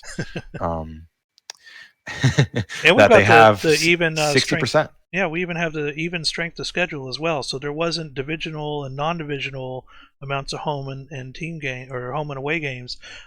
It was all even all the way down the line. So no matter which team you played, you always played the same amount of 12 games per team. And 6 away, 6 home. So really made it a lot more even as far as opportunities to try and do well, even inside or outside your division. Yeah. I just love that 60% make the playoffs. I think that's great for a development league. And I think it would have been great for us to go to 8 teams out of 14. But, I only get one voice in a league where I feel like most people disagree with me. Besides Majisu, shout out to Maj. But I'm saying that now as my Demons sit in that 8th spot. So so are we moving to 8? No bias at all. We moving to 8 teams for next season, or are we sticking with 6 for majors? Definitely, yes. We've pretty much already announced that. The division winners get automatic playoff appearances, and then the next 2 best teams from each conference. So at most, a division can bring in 3 teams to the playoffs out of their 4. So you can have 75% of a division making the playoffs. Love that. Can we just get there now? Can we super sim, skip everything, especially if the Demons miss the playoffs? No, I'm kidding. So that should be fun next season. Wow, I just want to comment. A lot of teams were making a lot of moves to pre-deadline. Deadline was Sunday. GM's working real hard behind the scenes. Apex making a bunch of moves, scooping up Bauer, scooping up ESO. Nashville picked up Marcus Reeves. Voyagers picked up Etsuko Rune. OBX picked up Pozo. So just a lot of moves being made all around the league. The Demons have the least amount of regressing player. One of the out of the teams in that playoff hunt right now, they have one of the lower amounts of total regressing players at the moment. A lot of hype going around there, a lot of young users in that locker room ready to make that push. Their window pretty much starts next season. We try to get it to start early this season by bringing in Nox and spin rate. Looking like we probably will fall short, but loving what the Demons did this offseason. May or may not have played a hand in those recruitment pitches.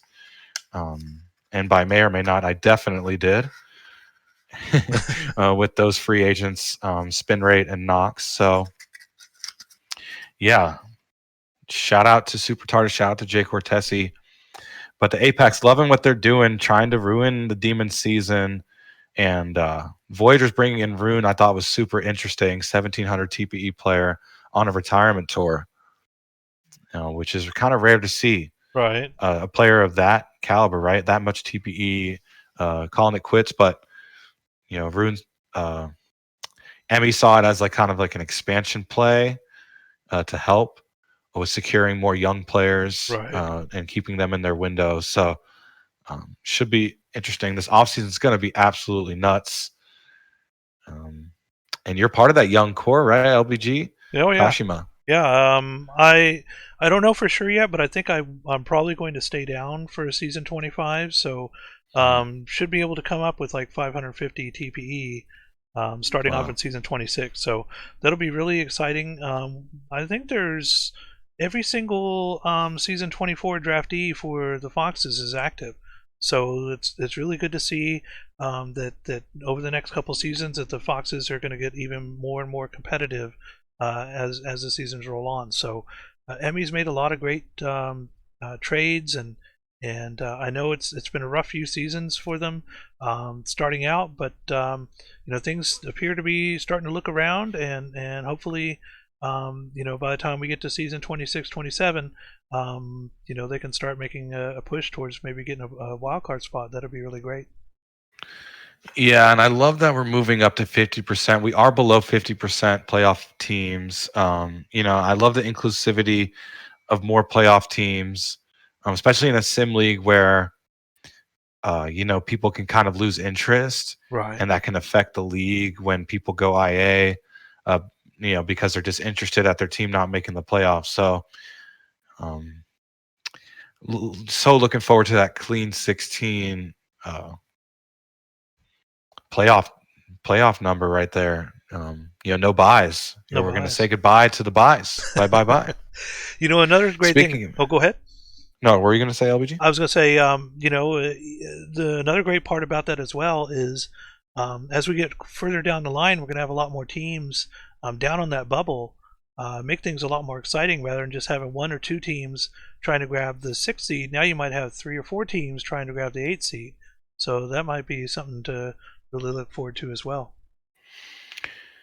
Yeah, with the cap being destroyed, and by destroyed I mean slashed big time, because you're injecting 2 full teams into the marketplace. So to keep it from, to keep it fair, you got to bring down that cap. It's interesting. GM's working, as always, working real hard to make sure next season is a good one for them. First season with 16 teams.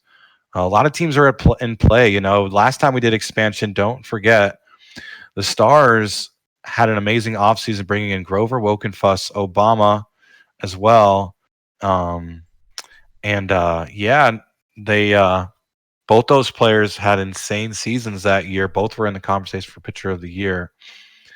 I think they brought in a third pitcher. I don't know why I'm blanking on the third one, but yeah, so you may see that again. You may see a team that's kind of just been hanging around there with money to play with, and make some free agent moves. So a lot of unpredictability with an off season like this. I see 5 different OOTP 22 streams going on right now. If you wanted to try and raid one after we get finished here. Yeah, that'd be really fun. Definitely down to do that. CMAX said that people want OTP 22. I think that's a little soon. I think we want them to do maybe a few more patches, and give people time to buy it as well. But I would like to make the jump. They do have the coaching strategies and everything. So who are we jumping into? We got FK and Commish. Checking on the index right now, making sure it's updated. There we nice. go. Cool. And index is all good to go. Is FK and Commish playing Out of the Park Baseball 22? He is. Or they are, yeah. Cool. So we're going to, if it's cool with you, we can say goodbye. I'll start the raid. Thanks for joining us, everybody. Don't forget to do your point tasks, and we will see you on Saturday. Let me look real quick to see who our streamer is for Saturday, and that is going to be AJ. So Nice. AJ should be giving you an announcement here in the next day or two about what time they'll be starting on Saturday, and we'll have a lot of playoff race action for you to check out. Let's do it. And thank you all for tuning in. Had pretty good viewership despite opening day in the MLB, and we'll go ahead and raid FKN, Fluffy Kitty Ninjas. He runs a really cool league where you can earn bundles of yarn. So while watching his league run with a bunch of different GMs, got 34 viewers ready to go. About 11 need to hit that button. But yeah, tomorrow's a big day for me. I have the day off, so I'm going to try to do the schedule, and we'll have an announcement post about how the off season will go. Nice. What kind of events to expect. So be on the lookout for that. Some dates are going to be tentative, but we're going to try to work with the sim team on hammering down some dates for the drafts and the awards. So that's a big day for me. We're going to make it happen, as we always do, as we head into playoffs. And if you're making the playoffs, don't forget, if you make the playoffs, you have to remember to join my server where we have the playoff changes. Oh, right. So be on the lookout for those invites for those who will be making the playoffs. And thank you for tuning in tonight. Absolutely. Everybody have a great night.